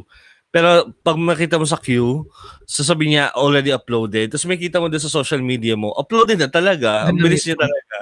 So, Uh, the PlayStation 5 actually does capture all of your trophies, not only on picture format, but also in video format. Nice. So like, ay, dinig ba yung ano? Okay. So, hindi. So yun. So, talagang fun. Kasi kuya, papakita ko dito yung ibang trophies ko. Nandito sa capture siya eh. Media gallery. Ayan. So, kuya, may nakuha ko na na trophy. Lagi may video version siya. And then 60 FPS, 1080p yata to or 2K, 4K. Hindi ko malala kung ano yung resolution niya eh. Basta ano siya, very crisp niya. Hindi katulad sa PS4, if you remember. Sa PS4, very 720p, tas 30 FPS. I Medyo think, pangit yung pero capture. may option din, I think, sa PS4 na i-upload. I think may option to capture it in 1080p din. But I think sa Oo. PS4 Pro na ata yun. So, yeah, talagang Yes, PS4 Pro nga tama. Pero PS4. kasi, it never captures more than 30 FPS. Yeah. So, Because, ito talaga, alam ko, baka nga 4K pa nga to eh, tas 60 FPS eh. So, just very, very clever choices ng PS5 on how to deal with trophies. Kasi yun naman lagi gustong gawin sa trophies eh, lalo na with this era eh. Not only Yes. pictures you want to upload, Yes, videos. sir. Di Tsaka ba? sobrang olats nung ano, di ba, pag nagka-capture ka ng trophy, tapos ang pangit ng screenshot, di ba, parang, black screen sobrang lang. olats. Ito pa, ewan kung nakita niyo sa sa screenshot ng trophy ko. Wait, ano to, control? Kumusta to Dell. Nag-PM ako sa'yo saglit. Sige. Doon sa group. Ayan, ito. So, makikita nyo, meron siyang parang lower third na sin-insert na rin. Tapos sinasabi ko ano yung trophy na yun. Tapos ayan, makikita yung trophy doon sa upper Ang third niya. ganda. Ang ganda. Automatic Solid. na yan. Out of the box yan. Out of the box. Sobrang panalo. Nakaka-excite. Ano sa mga trophy, talaga, collectors, trophy hunters. Isa-stitch together mo lang siya. Ay, Gagawin mo shit. siyang reel. Na-excite ako po. Ang panalo. Sobra. Tapos, ayun nga. Yung sa progression niya, Tito Jopes. Kasi parang I think may nabasa ako na may kita na rin yung sa trophy kasi 'di ba before sa PlayStation 4, 'di ba? Parang nakalagay lang parang isang bultuhan lang ng list ng mga trophies. Parang sa PS5 yata meron ng parang counter, tama ba? Yeah, percentage. Percentage. Patingin nga ako nun. So, ito, for example, ayan, makikita nyo sa right side. Nakalagay dyan progress. Okay. So, nakalagay doon sa progress ko, kung kita nyo, 24%. 15 out of 50 earned. So, may number na siya. Yung gusto ko sa kanya. Ganda nga niya. Yung PS4 naman meron, pero makikita mo dito yung isa-isa. Yung lahat ng trophy. So, parang reachable. Tapos, kung if you're playing this, meron ka tinatawag na cards. Ayan, sa pang gusto ko tanong, yung cards. Ayan, yung cards, sige nga, i-play ko. I-play ko ba? Ay. Play. Walang disc. Tsaka, Tito Jopes, yung regarding sa trophy, mabilis lang nun. Nung nalaman ko kasi ang update nila dyan, natuwa lang ako kasi parang binigyan nilang halaga ng Sony yung mga trophy hunters. Kasi parang sa mga ibang parang binabaliwala lang nila. Kumbaga parang yung mayroong mga trophy na basta lang may trophy, tangina pinapasa nila sa di ba? Parang hindi naman sa pag-aano, parang hindi lang nag-work sa akin na may mga games na hindi nila masyadong binibigyang pansin. Basta lang may mapasan trophy o goods na, tangina parang ang olats lang nun. Anyway. So ito, makikita niyo dito, ito yung tinatawag na cards nila. So ito yung trophy na Ghost of Tsushima. Ang sabi dito, ang next na trophy na pwede ko makuha is yung tinatawag na A Moment in Time. I think this is a mission trophy. Nice. So parang sasabi na kagad, okay, pag gusto kong kunin to, kaklik ko yung card na to, ayan, meron siyang nakalagay, personalize a scene in photo mode so you can do it. So parang ina-encourage ka talaga niya na mag-trophy hunt. Nice. So yun yung Mm. maganda dito na parang suggest ko sa iyo kunin mo na 'tong trophy na to para tapos ka na. Mm. So yun yung ginagawa niya, yung parang in-encourage ka niya talaga na mag-trophy. Ngayon, if you remember sa PS4 when you long press your PS button, 'di ba? Pag nilong press niyo siya, meron siyang parang side screen, Yes. Okay. parang overlay na parang side menu. Mm. Dito baliktad, pag nag-long press kayo, pupunta kayo sa home. Okay. Ayan. Mm. Di ba doon sa PS4, kapag press nyo ng one time lang yung PS button, pupunta Punta ka kayo sa doon sa home. home. Dito baliktad. Pag pinas nyo ng once lang, doon lalabas yung card. Yung parang ito yung version niya ng side menu niya. Gets. So, if you want to capture siya for streaming, so yan, may broadcast dito, andyan na siya. Gets. So, Tapos, available pa din siya sa Twitch, Tito Jopes? yes, Twitch and YouTube. Yeah. YouTube. Pero Facebook talaga hindi na nila binalag, sayang. Privacy issue kasi si Facebook eh. Facebook So, sayang. walang magagawa si Sony doon. Pinaprotect na nila yung privacy doon ng mga customer nila eh. So, ganun. Yung SSD naman, one of the things that we didn't talk about sa hardware, yun lang yung medyo downside niya kasi 1 terabyte lang yung yung SSD niya. And with the PlayStation Plus collection, doon pa lang ubos na yung ubos na yung hard drive eh. And I'm playing I'm playing once in a while, I'm playing Demon's Souls, I'm playing Miles Morales. Yun nga, medyo annoying lang na parang, can I extend my disk space but I cannot yet. Ganun parang, I would love to buy like a 4 terabyte or a 2 terabyte disk stick. SSD stick para lang ma-expand ko yung disk ko. I mean yung space ko. I think ang yan. magiging supported dito is yung M.2, di ba? Though parang M.2, M.2. Pero ang kiniklaim nila is magiging limited lang yung parang magiging supported na M.2. Though Yes, kasi kailangan niya at least mag 500 gigabytes per second pala siya. So kailangan kaya ng 500 ba 37? 57 pala. 52 gigabytes per second. And so far kasi, ang mga SSD hanggang 30 or 20 lang yata gigabytes per second. So, eventually magkakaroon na rin nun. Kaya hindi pa ine-enable ni Sony kasi wala pa talagang commercialized na kaya yung speed na yon na read. So, inaantay lang nila na yung mga manufacturer magkaroon na silang stable chips that could support long-term yung ganong klase. I think yung mga nasa market ngayon na 50-something gigabytes per second, kaya nila pero I don't think long-term kaya nila. Feeling ko parang the more that you read from it, the more na bumabagal yung throughput niya. Kasi everything that's in heat, everything na umiinit, bumabagal, di ba? Bumabagal sa current. So, ayun, yun yung tumataas yung resistance, therefore, bumaba yung throughput mo. yes.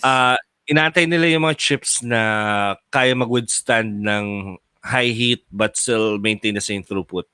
Right. Ayun. So in terms of sa size naman ng games, no? Kasi usually may yung mga last gen games na nirelease lately sa PS4 sa maabot na between 50 to 100 gig eh. Like yung Red Dead, ganyan. Or Last of Us, para nasa 50 plus, 70 plus. Yung average size ng game ng PS5 ba is dumoble?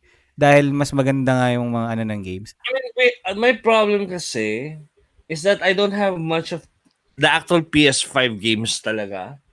Kasi most of the games that I have right now are PS4. But let's see Miles Morales. So Miles Morales, according to this, is 52.26 gigabytes. So yung 40 gigabyte mo na Blu-ray hindi na kasya. So therefore it has to like either use the dual layer Blu-ray. Pero I mean 52 is not bad compared to like Red Dead Redemption na like 150, 110. 110. Oh, and The Last of Us na parang 90 yata. Grabe yung Last something of like Us. that. So talagang hindi pa rin, ang talagang naging uuri ko dito, di ba, dahil nung in-announce nga na parang 800 plus gig lang yung internal storage, tapos syempre, bibigyan mo pa ng space yung OS niyan. So parang naisip ko, ilang games lang kaya ma-install ko dito, particularly mga PS5 games. So, hindi rin pala siya ganun na nagtaas ng dumoble yung size dahil nga, syempre, optimized na for 4K, mas marami features, ganyan. So, hindi pa rin pala tayo dapat mag-worry sa storage. Kasi tayo, Actually, ito, 53, for example, to Demon's Souls, 53 gigabytes. If you remember, what do you call this? Control. Control, which is yung game ng nung pangalong ano nito? Developer na Remedy. Remedy Entertainment. It is actually 25 to 30 gigabytes in storage on the PlayStation 5 as compared to 52 or 55 gigabytes sa Xbox Series X. That's because introduce nila yung tinatawag na compression name na Kraken. Actually, alam ko na yung Kraken noon pa kasi sa Chrome, yung mga Chrome updates nyo, Kraken yung ginagamit na pang-update sa kanya. Kaya hindi nyo ramdam yung updates So, Kraken, they're using it now on not only on the assets, but they're also using it on the actual transfer of data from the drive papunta kay RAM. Kasi kailangan kay RAM, diba, uncompressed siya. So, ako so far with regards to storage, feeling ko na dito pa tayo too early in the generation to really see the benefits. Kasi parang lahat pa ng games sa ngayon hindi pa talaga ginagamit yung compression system na yon. But I mean, with regards to Red Dead Redemption, kasi hindi ko rin magets ba't kailangan nilang gawing 110, 120 yung nila, yung game nila. Sabi daw nila, kailangan redundant yung mga texture ng grass, nung ganyan. Okay, fine, whatever. Speaking of Tito Jopes, ng games na nabanggit mo na rin kasi yung games Anong opinion mo dun sa mga first party games ng PlayStation na cross-platform na mag-release pa rin sa PlayStation 4? Hindi pa talaga sila literal na PlayStation 5 exclusive. I mean, ano yung opinion mo dun? I mean, ako personally, na-cover namin to sa podcast before na I would personally want all these games to just spread their wings and fly whatever color they want to fly on, rather than be hampered by supporting a more what do you call this, widely used platform like the PlayStation 4. Hindi ko gets ba't kailangan balikan pa yung PlayStation 4. Of course, syempre gusto nila yung game talagang mag-sell, diba? Kasi hindi magsasell yun. Pero if you think of Grand Theft Auto 5, it came out 2014 sa PlayStation 5, PlayStation 4, diba? And just last year was the highest selling year of Grand Theft Auto 5 other than its launch year. Imagine that. If the game is really good, if the game is really worth playing, people will buy it. Yung Horizon Zero Dawn, nagkaroon ng surge last year din. Yung Bloodborne, nagkaroon ng surge nung na libre siya sa PlayStation Plus 2019. So, if the game is really good, I think if you put it on new consoles, on new generation consoles, and people start catching up to the PlayStation 5, those are going to be the first games that they'll play. Diba? Especially God of War. I think God of War has to stick to PlayStation 5. Agree. Kasi parang...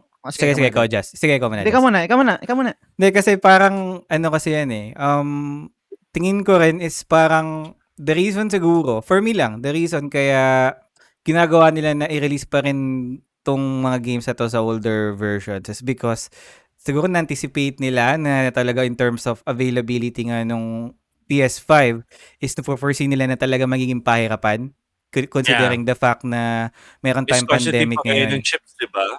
Yes, kaya parang naisip nila na if i-release namin to tapos maging exclusive sa PS5, siguro maapektuhan yung total number of sales natin. Kaya parang tingin ko win-win pa din, pero yun nga, in terms of kung features man na magkakaiba, doon ako medyo curious kung paano yung kalalabasan Kasi nakita natin yung difference ng graphics between PS3 and PS4 and it's night and day. Dito kaya sa PS4 versus PS5, aside sa frames aside sa FPS, ano kaya yung makita natin na magiging major difference eh? Kasi hindi Yun ko yung siya gusto pwede, makita. yes, hindi ko siya pwede i-compare sa mga games na currently na cross-platform, like let's say Assassin's Creed Valhalla or Cyberpunk Spider-Man Miles 2077. Morales. Oh, kasi yung mga games na yon is designed with those consoles in mind talaga eh. So I want to see Exactly. kung paano yung approach nila sa games na sabihin natin na exclusively tailored for PS5. Like ito nga sana, gusto ko yung God of War. Siguro by that time na ma-release yan, is exclusive na sa PS5. Gusto ko makita kung if ever release sila sa PS4, kung downgrade ba or something. So yun eh. Yun yung sa akin. So sa'yo, Jess. Gets. I think yung mga punto nyo talagang legit naman talaga. Yung sa akin kasi kaya naisip ko kung bakit talagang hindi nila mag-give up pa yung PS4. Syempre kasi yung user base niyan eh. Yung Ah. yung dami ng PlayStation 4 versus sa dami ng merong PlayStation 5 na unit. Kumbaga, I mean business eh. 100 Exactly. million units yung merong PlayStation 4. 115. 115 to be exact. O sobrang laki nun kung hindi nila isasama yung user base ng PlayStation 4 sa bagong release ng games nila. So kumbaga yung potential sales nila magbabago. Pero yung gets ko yung sinasabi ni Tito Jopes tsaka ni Dell regarding nga dun sa parang wala ka pang magiging point of comparison talaga or tsaka parang hindi pa bilang developer parang hindi mo pang ma-maximize yung capability ng PlayStation 5 kasi merong inisip mo kailangan pang mag-work to sa lower generation na console. So gets rin naman 'yun. Pero yung isang point din ni TG Jobs na binato niya kanina regarding sa Grand Theft Auto kasi sobrang lupit talaga noon. ang ano lang doon, ang parang pwede kong rebut lang doon. Wala namang ibang games na parang pwedeng tumulad sa Grand Theft Auto eh. Grand Theft Auto 5 eh. Ano ba, Skyrim siguro? So ang punto ko doon is Go. ang punto ko doon is itong mga games na to, kumbaga limitado lang to, kumbaga parang lagi lang sinasabi na magbibigay lang ako ng another example ay para maano ko yung point ko. Parang meron akong mga naririnig ng mga kabataan ngayon na ayoko nang mag-college kasi si Bill Gates nga hindi nakatapos ng college eh. Ang lagi ko na-rebut doon, ilang Bill Gates ba meron sa mundo? Ilang Steve Jobs ba meron sa mundo? Kumbaga parang hindi siya applicable sa lahat ng games kasi etong mga games na to eto lang yung merong hawak ng record na ganito. So I mean, I would imagine sa third party. Sa third party, mas magigets ko talaga na mag-cross-platform sila, mag-cross-gen sila. Wala akong problema doon kasi end of the day, hindi sila yung may hawak ng platform, hindi sila yung kumikita pag yung platform ang kumikita. Gets. So, ang hinihimutok ko yung first party. Yung first party, they have all the what do you call this? The incentive of getting of risking at least a title to not sell as well. And then parang discounted na lang siya later on the latter part of the generation. Pero end of the day, if this is this is an essential this is essential gaming, people will still buy it naman eh. Totoo. Tsaka Tito Jobs, idagdag ko na lang din, actually it's sa ibang topic na to eh. Pero dahil na pag-uusapan na natin, nakikita ko kasi yung future ng PlayStation exclusive na hindi na siya literal talaga na exclusive. Actually, nangyayari na siya eh. So Horizon Zero Dawn, meron na siya sa PC. Antay na lang natin dyan yung parang yung premier developer ng PlayStation, which is yung Naughty Dog, kung yung mga games rin nila mapupunta rin sa PC, di ba?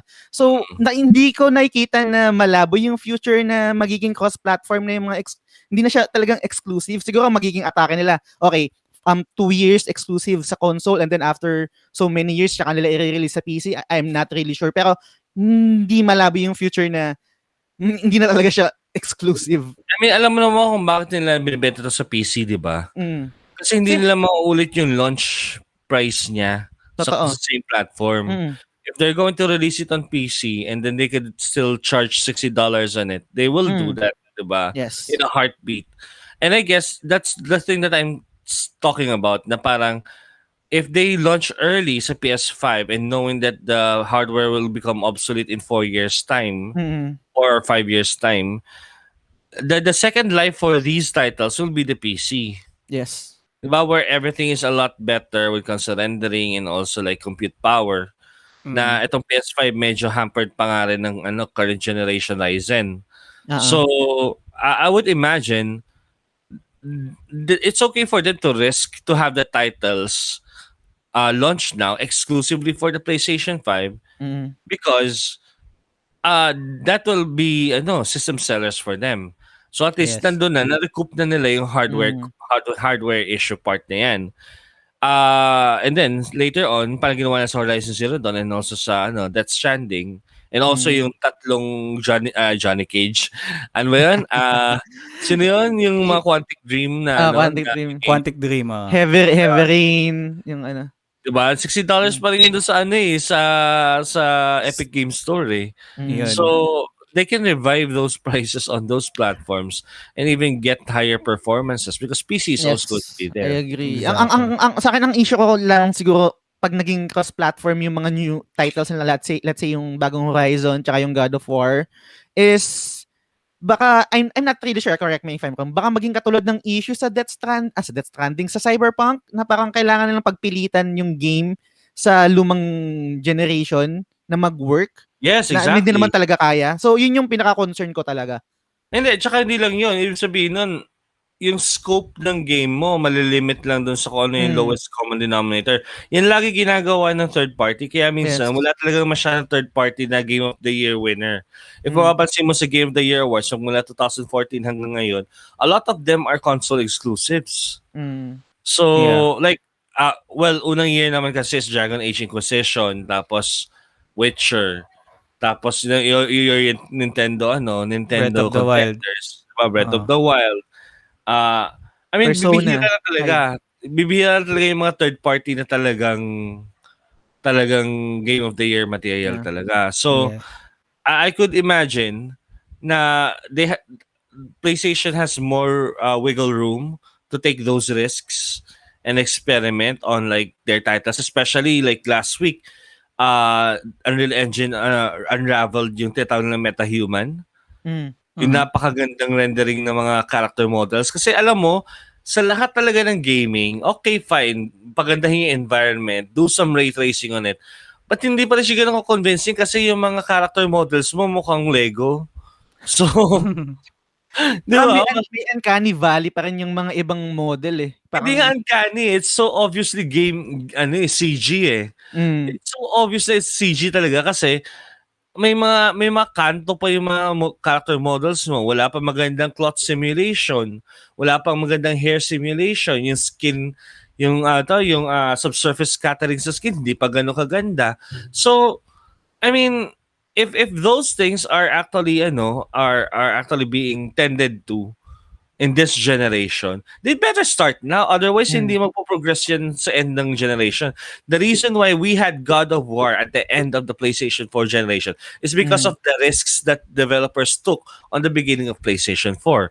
Like, for example, Infamous Second Son, never pa nakita ng ganong klaseng particle physics sa console. Yung lumabas yung yun. Tapos you had The Order 1886. It might be a failure as a game, but it was a success on rendering. Maganda ng graphics. Hindi yung graphics maganda yung graphics talaga, pero ang pinakamaganda sa Order 1886 talaga yung post-processing niya. Anti-aliasing, pati yung mga shadow ambient occlusion. Yung maganda talaga sa 1886 kasi mukha na talaga siyang CG movie. Diba? Yung mga Hugo mo or yung mga Pixar films mo. Ganun yung itsura niya. And then you have your God of War. Diba? Na parang not only cinematic but also single camera. So, I mean, a lot of people are attributing God of War as like the game of the generation talaga because, it's really the culmination of all the technologies of the past generation. Ngayon, kung tayo, mahamper pa rin tayo ng past generation sa beginning ng generation na to, kawawa tayo din sa mangyayari sa end ng generation to. Yan yung nangyari ng generation ng PlayStation 3 eh. Yung generation ng PlayStation 3, nagsimula sila, lahat ng mga games na lumabas, kamukha pa rin ng PlayStation 2. So, doon sila...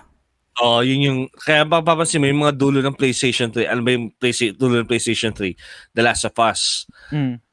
Okay, fine. That was a bad example. Hindi, pero if you imagine yung mga COD niya, imagine mo kahit COD Ghosts, Call of Duty Ghosts, it doesn't really look so good. It looked like, Killzone ng PS2. Diba? So, parang gano'n. Pero Tito Jobs, eto, maliban dyan sa mga binibigay mo na example tsaka mga points, yung sinasabi mo na, na ganda or lupet ng mga games na to sa bagong generation, don't you think na kasama rin doon yung mastery ng bagong hardware na ngayon na hindi nawala pa sila? Of course. Diba? Kasama din talaga doon. Pero, the thing about the thing that's special with the PlayStation 5 is that as far as mastery of the hardware, hindi na nila kailangan tagalan. Hindi natin kailangan maghintay ng matagal for them to master the hardware per se. Noon lang naman kasi nauso yung mastery of the hardware because they keep using different chips. They keep using different tie-up of architecture with the GPU. Ngayon kasi, katulad lang talaga ng architecture ng PS4 halos. Pero syempre, you have your Zen architecture in the mix. So, it's still a GPU. It's still the same GPU. It's still the same x64 architecture. Diba? As compared to PlayStation 3 versus PlayStation 4. So, it shouldn't be as slow when it comes to learning or maximizing the hardware. They just need to know what techniques they can use with that hardware. So, sabihin nun, ambient occlusion para ginagawa. Tapos, alam ko yung TAA, yung temporal anti-aliasing, may mas matipid daw na version. I just heard from Digital Foundry lately. So, ito mga developers na ito nag-iimbento ng mga paraan para shortcutan itong mga techniques na ito, yung mga post-processing techniques na ito, para mas nabigay ng better, clear picture sa about frame na ilalabas ng game. And yun yung inaabangan natin this generation, yung mga techniques na yun, not necessarily the hardware. Kasi, end of the day, the hardware is still a PC. So, ganun. Parang nakaka-excite na tuloy bumili ng PS5 Kung may mabibili. Kung may mabibili. Which leads us on to our next topic. Teka na, pero Del, bago tayo pumunta sa next topic natin, medyo i-edit ko lang to sa post.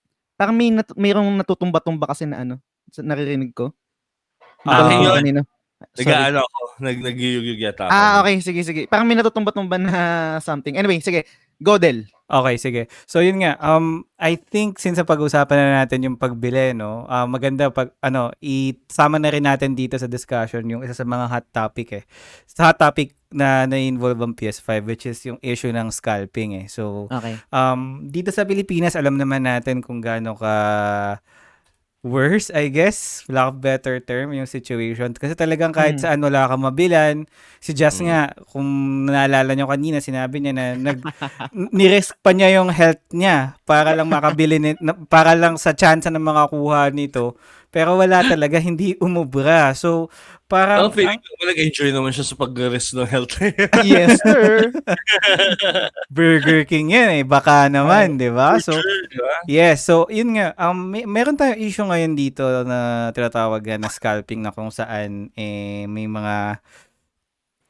Sorry kung sabihin ko yung term, pagsamantalang individual na kung saan talagang doble yung markup na price nila na parang for me is hindi na siya makatarungan, and if pag nagpatuloy ito is pwedeng magkaroon ng damage to sa economy in some way. So ang hirap lang kasi ako personally kaya gusto ko nang bumili. Kung may mabibilan ako magbebenta ng PS5, bibili ako. But the thing is, lahat ng mga binebenta ngayon is nasa 50k pataas. Na parang ang hirap naman Buti pa kung yung situation ni Tito Jopes dati na medyo mataas nga yung binigay niya, but again, yung kapalit naman nun na payoff is makukuha niya ng maaga unit. Pero ngayon kasi wala na tayo dun sa stage ngayon na parang readily available. Yes, paunahan na lang talaga. So, anong take nyo ngayon sa mga scalpers at dito sa issue na I guess hindi lang nangyayari sa Pinas, sa buong mundo? Sa'yo, Tito Jopes. Obviously, I don't see any point why you would wanna agree on a scalper. Naalala ko meron akong nakitang kanina, meme na pag di kaya ng pera, pikit na lang. Pag inggit, pikit. Uso yan sa mga groups Parang kapag inggit, pikit, hindi inggit yun Everyone had the opportunity to get as Yes. stock Mm. until you made it unfair. Yes. Exactly. Hindi to labanan na ikaw nakuha because of a fair fight. Because in the first place the fight wasn't fair. Mm. 'Di ba? The grabbing of the opportunity wasn't fair. So wag mong sasabihin na pag-inggit pikit. Mag-inggit kami kasi ikaw meron kang bot Totoo. na nagsa-scalp. No. That's not the point. The point is you are preventing actual fans, real fans from getting the machine, and therefore they could buy more software to play on it.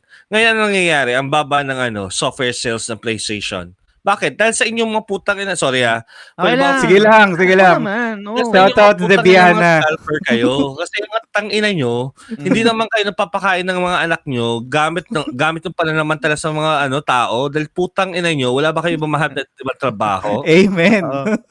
Diba? Diba? Mm. Pero balita ko, may dyan Sorry to cut you off, Tito Jobs. Balita ko may parang development about dito sa Pinas na issue ng scalping na parang may summon na daw ata from DTI etong Meron. Na-cover meron namin to na parang sa na-figure out nila na nagkaroon ng parang conspiracy ba or connivance between collusion. Yeah, collusion between this very famous na reseller na itatago natin sa pangalang Zainab. Tsaka Sabihin mo na, okay lang yun. ZB, Manila? si ZB. Okay lang, sa ZB Manila. Si Okay ZB lang. Manila, tsaka isang kilala din na game retailer dito sa Pinas na parang, kayang balita doon? Kasi parang feeling ko, Itago lang sa pangalan Totoo. Extreme Magic Sing. yes, Extreme Magic Sing tsaka si Zainab, 'di ba? So, kayang Actually, we balita? covered it. Hindi, let's not mince words here kasi on a journalistic point of view, Yes. they were named by DTI. So we are legally bound to mention their name.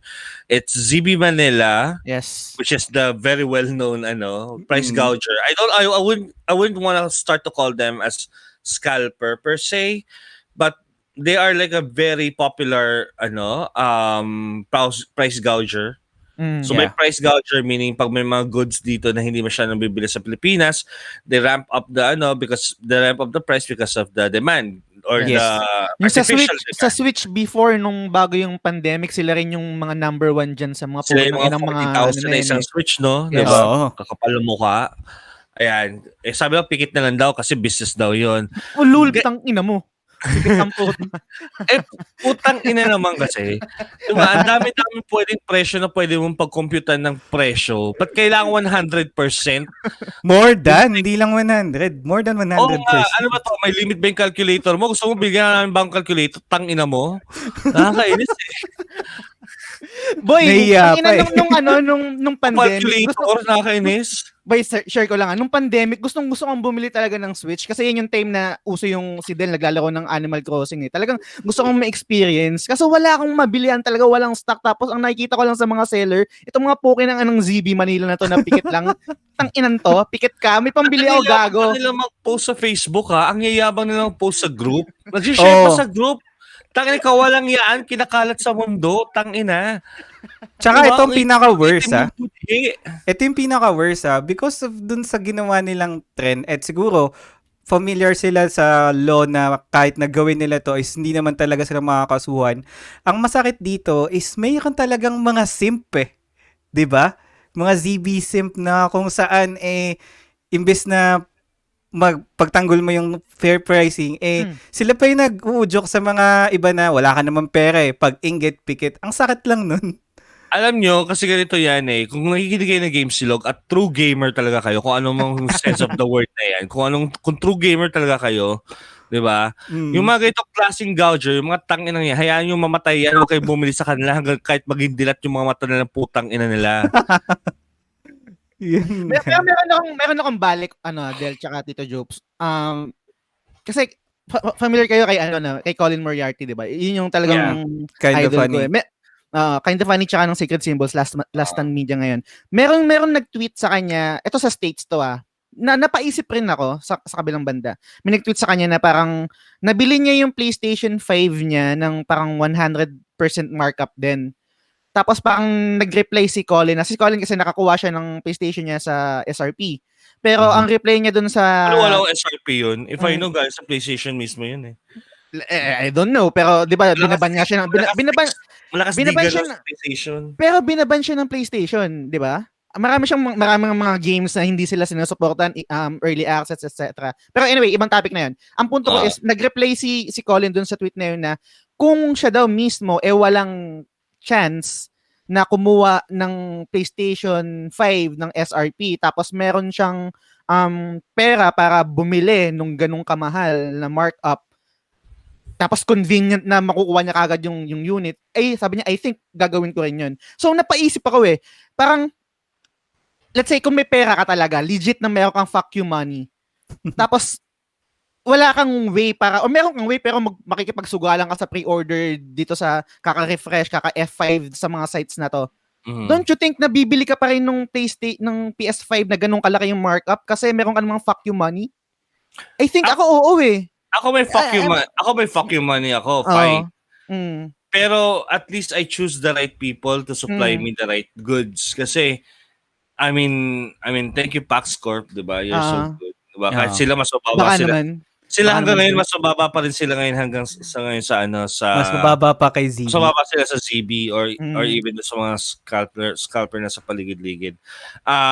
Pero yun nga, parang, even if you have the fuck you money, why can you use that fuck you money elsewhere? Kasi ito ako, I bought it just because I'm so rabid about Demon Souls. Okay, I have the fuck you money. I give the fuck you money. It's okay.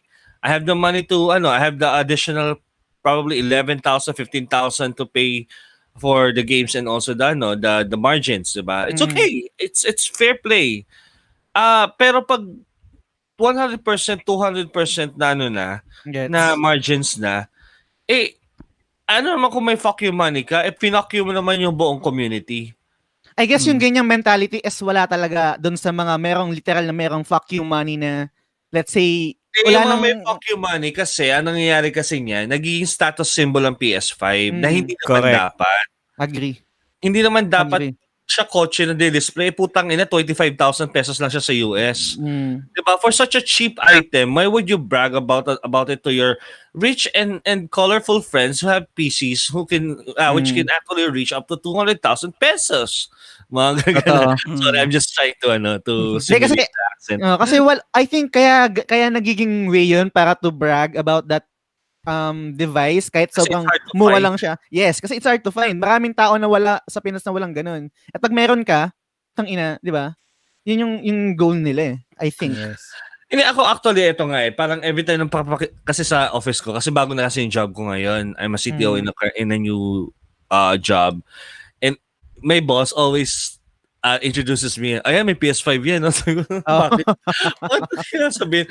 Anong meron? Anong special? Hindi ko nga masyadong nalaro ngayon. Puro PS4 games na nalalaro ko ngayon I mean, guys, the PS5 is not that special at the moment because you can only play PS4 games. Yes, sure, may mga 60 FPS patch dyan ng God of War, etc. But if you have a very nice PC, most of the third party that you're already playing, I'm pretty sure you're not playing much of the first party. But the third-party games that you're playing like NBA 2K, ito nga, may bibili ka ng PS5 pero NBA 2K naman ang nilalaro mong buhay ng PlayStation, di ba? Kung PC na lang kayo, mga tanginan nyo, di ba? So, ewan ko, di ba? Kasi, kung love na love yung NBA 2K, di wow, mag-NBA 2K kayo. Pero PC nyo na lang, di ba? Parang awa nyo na, huwag na kayo makigulo. NBA 2K na naman bibili yung buong buhay nyo. Sorry, Bitoy.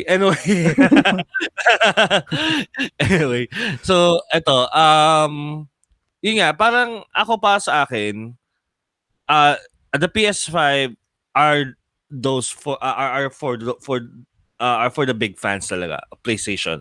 Those who love their franchises, those who want to review it, those who want to stream about it, those who work for a living, for gaming, 'di ba? So, yun ang mga feeling ko, kailangan maglabas ng fuck you money kasi nakasalalay yung trabaho nila dun I mean, ako inassume ko na kasi before na parang I have to shell out the money because this is the career that I'm setting myself through with hype control, with Tito Jopes production. So sabi ko, ito maganda to for content, and lo and behold, it paid off talaga in Yes. in so many ways. So nagkaroon pa ako ng 2 extra sponsorship out of that. So yun, at some point kasi parang I'm a big fan of PlayStation, obvious naman yun. Pero I'm also a big fan of Xbox. I'm also a big fan of Nintendo because I love gaming. Yeah. And I also write about gaming. I also make content about gaming. That's why I'm here in your podcast. and if we just put these PlayStation 5 units to those who are apathetic about it or just want to earn money from it, how much love can we spread around about the PS5? Kaya nga ang dami nega ngayon about PS5 kasi ang mga nakakatanggap, yung mga puki ng inang mga scalper na yan. Yeah. So, Walang spread ng word of love about the PS5. Andiyan pa yung mga scaries. May mga nakikita pa ako mga vloggers na sabi it's a half-baked mess. Paano naging half-baked mess? Nakita niyo ba yung mga intricate na mga details na pinakita nila doon sa UI na napakaganda, napaka well thought, na patented pa. Diba? Paano mo sabihin half-baked yan kung patented na siya 3 years ago pa? Tangina niya. So, anyway, may review kasi si Review Tech USA kasi it's a half-baked mess. Paano naging half-baked mess? Yung launch game niya, Spider-Man, Sackboy, tapos Demon Souls. Playroom, tapos Demon Souls. It has everything for everyone. Exactly. Diba? Parang ang dami kasing pakupal sa internet na gusto maging angry Joe. Pa-feeling angry Joe. Hindi naman nila alam yung masasabi nila. Parang masabi nila na parang, I still like the PC. Di putang inasaksak mo yung PC sa diba? RTX 33080 nyo, di ba? Parang may console sa PC, iba yung experiences na yun. Yeah. Totoo. Pero, iba yung sasabi, ba't nila kayo bumili ng Switch? Hindi naman siya, nasa scalp, hindi naman siya inaano ng mga scalper, tina-target ng mga scalper. It's abundant in the stores. Saksak mo yung Switch sa baga mo. Iba nga yung PS5 eh. Diba? Ibang experiences yan. Pero since napag-usapan nga natin itong mga shortage ng stock, no? And gaya nga ngayon, talagang talamak siya hindi lang dito sa Pinas, pero worldwide issue din naman siya. So, siguro mag-wrap up tayo ng episode na to with 2 questions eh. 1, ano sa tingin niyo yung magiging future dito sa Pinas ng stocks ng tingin niyo ba by the end of the year magkakaroon ng improvement? And 2, siguro 2-part question, sa current state ngayon, regardless kung may pera ka wala, isasuggest mo ba na bumili ng PS5 na? Or better yet, mag-antay ka ng, let's say, a year pa bago ka bumili talaga? Okay, this is the first question. Will it stabilize at the end of the year? I mean, I'm pretty sure naman siguro mag-stabilize naman yan. I mean, it's 1 year eh. The fact that PlayStation 5 landed in our shores on the launch month, that's November 27, 28 yata, it gives you hope that that these machines will eventually stabilize stock wise. Hindi naman siguro dati sa punto na hanggang next year naghahanap pa rin tayo ng PlayStation 5. Feeling ko lang this year hanggang ngayon and even at the end of the year, it will still be sold out. May feeling ako na the supply may not still be enough for the demand, but it's still manageable. Parang pasulpot-sulpot. Uy, meron pala ba tayo supply? I remember yung time na yung PS Vita nawawala na ng supply sa Philippines. Mali pa. Yung 3DS. Nawawala ng supply ng 3DS sa Philippines kasi ang dami bibili ng 3DS kasi Pokemon season ng time na yon. Pero eventually papasok din siya. Parang next week may bagong supply. Mga ganyan. 'Di ba? Mauubos siya pero magkakaroon siya ng supply next week. So for me it's stable enough. Hopefully, pero yung time na makita mo siya nakatenga lang sa display tapos walang bumibili masyado, mga next year na yon. Yung parang nakatenga lang nag-aabang na ng bagong customer, next year na yon. As for may problema pa nga sila doon sa microchip sa TSMC kasi nga 'di ba hindi lang sumasapaw ang smartphone, PC at saka console sa TSMC. Sasapaw na rin yung mga smart cars. Kasi if you remember, yung mga luxury cars, nagsastart na rin maglagay ng mga mini consoles nila sa loob ng kotse para makapaglaro yung mga driver. O, diba? Driver talaga naglalaro. Oo, iba yung sa Tesla. Nagdadrive. Yung bagong Tesla nila, yung media center nila, may Witcher na pwedeng i-install. Ayos ah. Witcher 3. Oo. Meron ng ngayon Cuphead na ngayon sa Tesla sa Model S. So, Nice. nakikipag-agawan din yung mga cars at saka hindi lang pati yung mga Internet of Things, mga refrigerators, ganyan. Nakikipag-agawan na rin sila for semiconductor. Yung mga dating hindi nagde-demand ng semiconductor, nagde-demand na ng semiconductors ngayon. So, TSMC is in quite of a pinch right now when it comes to supply. So, tingnan natin kung anong pa mangyayari sa kanila this year. Pero most probably, they will stabilize at some point. They will find a way naman siguro to produce all these microchips. Yung sa second question is, do I recommend anyone from buying PlayStation 5 today? I suggest you just have to buy it on retail price. If it's not on retail price, either one, you will be price gouged, or two, you will be scammed. I had a friend who got scammed for 38,000 pesos, and that's not funny. That's not anything that you can blame the victim for. You don't want to buy right now if you're not sure it comes from a direct retailer. Kasi, may nakikita naman kayo yung nagpo-post sa Data Blitz di ba? Sa groups na nakabili sila sa Data Blitz. They got their PS5 unboxed kagad. SRP. So, trust the process na lang. Huwag na kayong magsugal. I mean, ako sumugal ako. Pero kasi hindi naman ganun kasugal yun kasi kaibigan ko naman yung supplier ko So, unless meron kayong mahal na slot kay Pax Corp kasi feeling ko wala rin siyang nahanap na slot. By the way, if you're in the PS5 Philippines group, merong isang guy, pangalan Thomas Ray. He sells the PlayStation 5 for like 30 ba? 47,000 pesos. Siya ba yung taga-Saudi? Siya yung taga-Saudi. I mean, pwede na yun. Kung may pera kayo ganun. Pero ako, I would still advise, kung wala talaga yung pera, kung papadeli pa kayo ng anak nyo, napapagatas pa kayo ng anak nyo, huwag na kayo munang bumili ng PS5. Ang dami-dami pang pwedeng mga priority ngayon, lalo ngayon pandemic pa. So, ako naman kasi kailangan ko to kasi single naman ako kaya may excuse ako. Lahat ng excuse sa katawan pwede ako So, tsaka pag meron kang fuck you money, di ba? Oo. Sana all may fuck yung money. Tahimik na lang sa fuck you money ni part Hindi, actually, ngayon time na nga nang babayad ako, wala kang fuck you money nung time na yun kasi... Yung time na yun. Oo, pero actually, yung mga inutangan ko, nabayaran ko na rin kagad like the following Tuesday. So yun, ganun lang ako bis magbayad ng utang So, ayoko rin kasi may utang, naka-allergy magkaroon ng utang. Totoo. Hindi ako makatulog pa may utang So, ganun. So, sa'yo naman, Jazz, ano naman yung take mo dun sa dalawang question na yun? Yung unang question, actually wala. Kasi wala akong parang, hindi ko alam kung kailan siya mag-stabilize talaga. Wala akong idea kung sa business side, pati yung mga supplier, etc. dito sa mga local stores na meron tayo. Doon sa pangalawang question mo naman kung I think depende magma-matter yan sa'yo kung gaano mo kagusto yung PlayStation 5 at saka kung gaano karaming pera meron ka. At syempre yun ngayon nabanggit ni Tito Jopes, kung meron kang kakilala na mapagkakatiwalaan na pwede mong pagkunan ng PlayStation 5, kung meron kang kakilala or meron kang kamag-anak, kaibigan na nasa ibang lugar, sa Saudi, ganyan, sa UAE na pwedeng kunan, 'di ba? Nasa sa'yo yun basta maging vigilant ka lang, maging sure ka sa pagkukunan mo. Tsaka yun nga, kung hindi kaya ng budget, wag nang ipilit. Pero kung meron kang nakaalat na budget para dyan at talagang gustong-gusto mo, yan yung magpapasaya sa'yo, yan yung talagang magbibigay sa'yo ng joy, magi-spark sa'yo ng joy, go!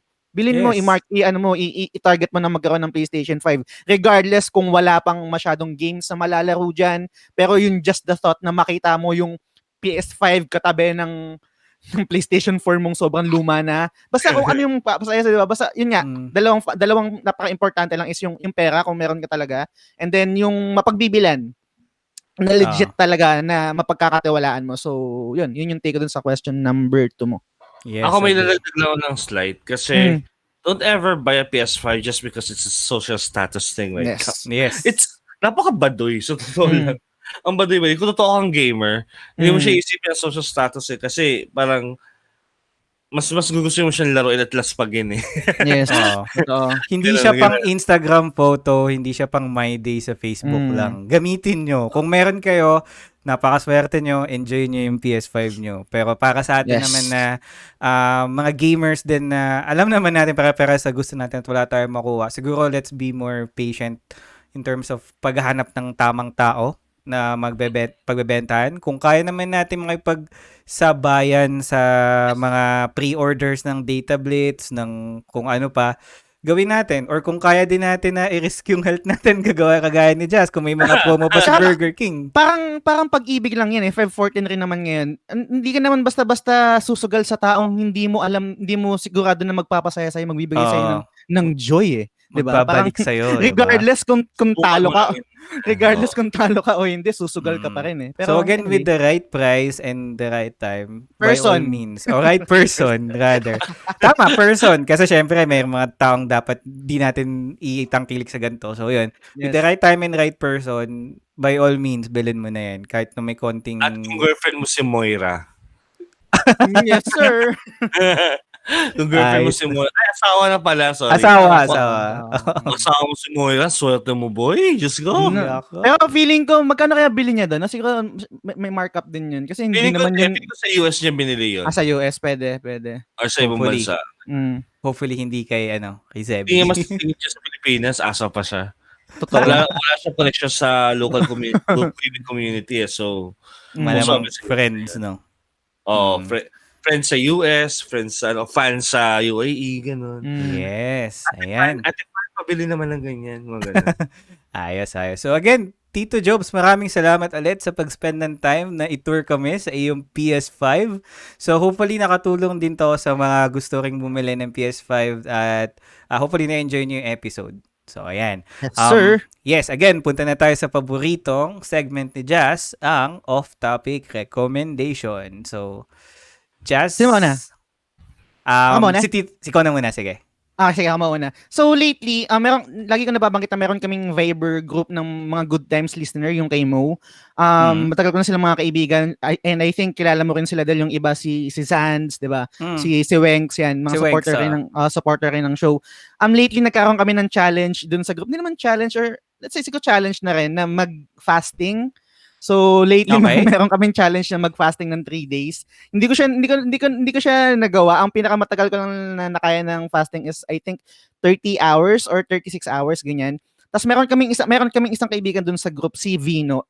Binigay niya sa akin tong link na to kasi parang nagme-message ako dun sa group namin na ang hirap, nagugutom na ako, ganyan, hindi ko na alam gagawin. So binigay niya sa akin tong link na to. I think podcaster rin to, and I think siya ex-military, to motivate me, itong video na to. Ang pangalan niya is si Joko Podcast. So ililink ko na lang din to sa description natin. Motivation. Ang title ng video is Good. Parang kunwari, kung nag-fail ka, good. Kasi kung nag-fail ka, meron kang way para isipin kung paano i-atakihin yung next na target mo. Kung hindi mo nagawa tong bagay na to, natanggal ka sa trabaho, good. Kasi meron kang way para makahanap ng mas magandang trabaho dun sa previous job mo. So parang ang punto ng video is every failure, kailangan meron kang mindset na good, na okay yun. Kasi meron kang panibagong pagkakataon or chance para para i-better yung sarili mo or para masigitan pa yung nawala sa'yo. So ang ganda na ito, sobrang nag-work sa akin nung time na nagugutom na ako. Na parang sabi ko, nagugutom na ako. Good. Ibig sabihin, yun yung epekto ng fasting mo. Isa yun sa mga mararanasan mo pag nagfa-fasting ka, and then yung discipline pag nagfa-fasting ka. So yun, sobrang nakatulong lang sa akin. And ngayon parang minamarathon ko yung mga clips niya sa YouTube, yung mga hindi ko pa napapakinggan hindi pa ako nakakapakinig ng full episode ng podcast niya tungkol sa motivation. Pero ililink ko tong video na to na binigay sa akin ni Vino, and pag nawawalan ako ng motivation, ito yung lagi kong pinapanood. Maliit na siya, 2 minutes lang siya na video. So, yun. Panoorin nyo. Ililink ko sa description after ng episode na to. So, kasama ng episode na to. Ayan. So, again, ang title ng podcast to, di ba? Joko. Hindi Jokoy na comedian. Hindi. Joko. Hindi. Ang pangalan niya, Joko Willink. Joko Willink. Willink. Okay, JOCKOWILLINK. Joko. Yeah. Okay. Sige. Nice. So, sa'yo, Tito Jopes, ano ba recommend mo sa mga listeners natin this week? Na off-topic. Yes. We shameless plug. Sige. Aside from Hype Control, I'm also running a second podcast. I'm executive producing another podcast, pero hindi ako naman siya nagpa-panel doon. The name is called Chong Porado. So Chong Porado is actually my past video games podcast con pop culture. Ngayon, pop culture na lang siya. So we have memes to react on and tawanan lang kami ng tawanan dun sa podcast na yun. Totoo lang. Puro kami mga parang mga binabalahura namin yung mga katauhan ng bawat isa doon sa sa podcast niya. So Chong Porado, that's TSONGOPORADO. This week, magre-react kami sa isang photo. Papakita ko lang sa inyo kung pwedeng pakita dito. Pwede ba dito? I guess. Share screen kung kaya or ipakita mo lang sa phone. I-share ko yung tab actually. Share tab. Share tab ako. Ito siya po. Ayan. So kung nakita nyo, mag-gira kami rito. Ang picture po, kung gusto mo sa mga nanonood sa mga nakikinig sa podcast, picture po siya ng isang wedding bride, papasok po sa sa simbahan kung saan siya ikakasal. Kaso may guard, tapos meron siya yung thermometer. Meron siya yung thermometer gun, ayan, temperature gun. So, paano kaya pag 39 degrees yung temperature din natin kasi sobrang init ng wedding gown, no? So, hindi tuloy yung kasal. Ayan, abangan po yung ating spekulasyon sa Chong Porado. Ayan, TSONGPORADO. Makakaguhang interpolation na gagawin namin or extrapolation based sa picture. Pwede niyo pong pakinggan sa iTunes, Spotify at sa Google Podcasts. Ililink ko na lang din yan sa description dito sa episode na to. Sige. Tito Jopes, pa-cancel na lang ng share screen. Yan, there we go. So yan, Chong Porado at Joko Podcast nga pala mga kaibigan. Tapos sa akin naman, actually first time ko mag-recommend ng ganitong type dito sa segment na to. This time pagkain ang i-recommend ko. Kasi for some reason, ngayon ko lang to tinry and ngayon ko lang nagustuhan talaga yung ganitong type ng food eh. So, familiar naman kayo since pares kayo mahilig sa Korean stuff is familiar kayo sa Jjapaguri, di ba? Naman. Yes, Jjapaguri. So, I think naging mas popular to dahil doon sa pelikula na Parasite. Na parang niluto nila na pinaghalo yung niyoguri na noodles tsaka Jjapageti, which is parang jjajangmyeon siya, di ba? So, nagkataon kasi na last week, birthday ng anak ko. So, happy birthday, Chloe, kung nakikinig ka dito. Happy birthday! Yes, birthday niya nung last... Huwag pakinggan yung episode na to, maraming mura. Yes, pag-rakay mo na, siguro. So, nag-celebrate kami ng birthday niya nitong last week. Then, ang routine namin last week is magsanggupsal. So, syempre, dahil sanay lang naman kami magsanggipsal sa labas. So parang nag-research ako paano kaya may enhance yung experience sa bahay. So nakita ko yung video na yon na Parasite na kung saan pinaghalo nila yung dalawang noodles na yun na parang pancit canton style pero parang may mga steak na kasama supposedly dapat. So tiniray ko siyang iluto after nung event na yun. And sobrang na-amaze ako na hopefully magkaroon ng ganun na type ng noodles na mabibili mo na nakahalo na. Kasi parang ngayon, kailangan mong bumili ng separate eh. Nung Jjapaguri. Wait, gaano kalaki yung steak? Yun nga eh. Ang ginawa ko is isang gipsal lang pinamalit ko kasi wala akong steak eh. Since ang dami namin tirang meat, so talagang nagprito ako ng bulgogi tapos sinalo ko doon. Palag pa din na ngayon ko lang na-discover na masarap pala talaga yung ganun na kasi sobrang hype na hype yan sa mga Korean fans eh. Nung tinry ko talagang wow, okay to. Hindi siya parang typical na pancit canton na na matitikman mo. More on, meron siyang distinct na lasa for me. Kaya yun. Savory. Yes, savory na may anghang. Siguro, yes, ang tip ko lang is yung pag pinalo niyo na yung powder ng niyoguri, wag masyado kasi matapang yung powder ng niyoguri. Kaya konti-konti lang depende kung gusto niyo talaga ng maalat at maanghang yun. So, adjust nyo lang sa taste nyo. So, yun ang recommend ko guys, itry nyo Alaninong rice style. Jjapaguri. So, yan. Actually, gusto kong i-share din yung experience ko rin dyan sa Jjapaguri na yan. Kasi last Christmas, magmula, I think birthday ng tita ko, kasi December 11 yun, hanggang Christmas and then New Year, we've been doing a lot of steak nights. So lagi kami may steak. Almost like every Friday of the year, of that month yata. Tapos, since meron kami niyoguri at saka meron kami jjajangmyeon din sa sa bahay. So tinry namin. Alam mo yung masarap na yung steak na parang medium rare, tapos medyo may lasang dugo pa siya. Tapos ihalo mo siya sa anghang. Ay grabe, sarap talaga. Grabe. So, oo nga. Kasi 'di ba, kung mga nakikinig sa atin nakatikim na ng medium rare na steak, kasi 'di ba yung dugo niya. Iba yung kumakatas dugo na talaga. steak versus yung dinuguan na iniisip nyo na minerally. May ganun din siya, may pagka-minerally rin siya, pero basta milky, tapos mataba, Hindi tapos naman siya gamey. Hindi siya gamey. Hindi siya gamey at all. Minerally lang, medyo may pagka-mineral na lasa siya. Pero it's also delightful din. So, kasi since yung juice kasi medyo na stretch na siya di ba? Medyo lasang steak fats noon, di ba? Hindi siya katulad yung paglutong-luto na yung taba. Paglutong-luto na kasi taba, medyo parang lasang alam mo yun, yung parang lasang isaw or lasang medyo parang saturated na siya masyado. Pero medium rare siya, parang lasang tubig siya ng lasang gatas na, sarap. Gutom ako. Hindi pa man din ako nagbe-breakfast. Sige.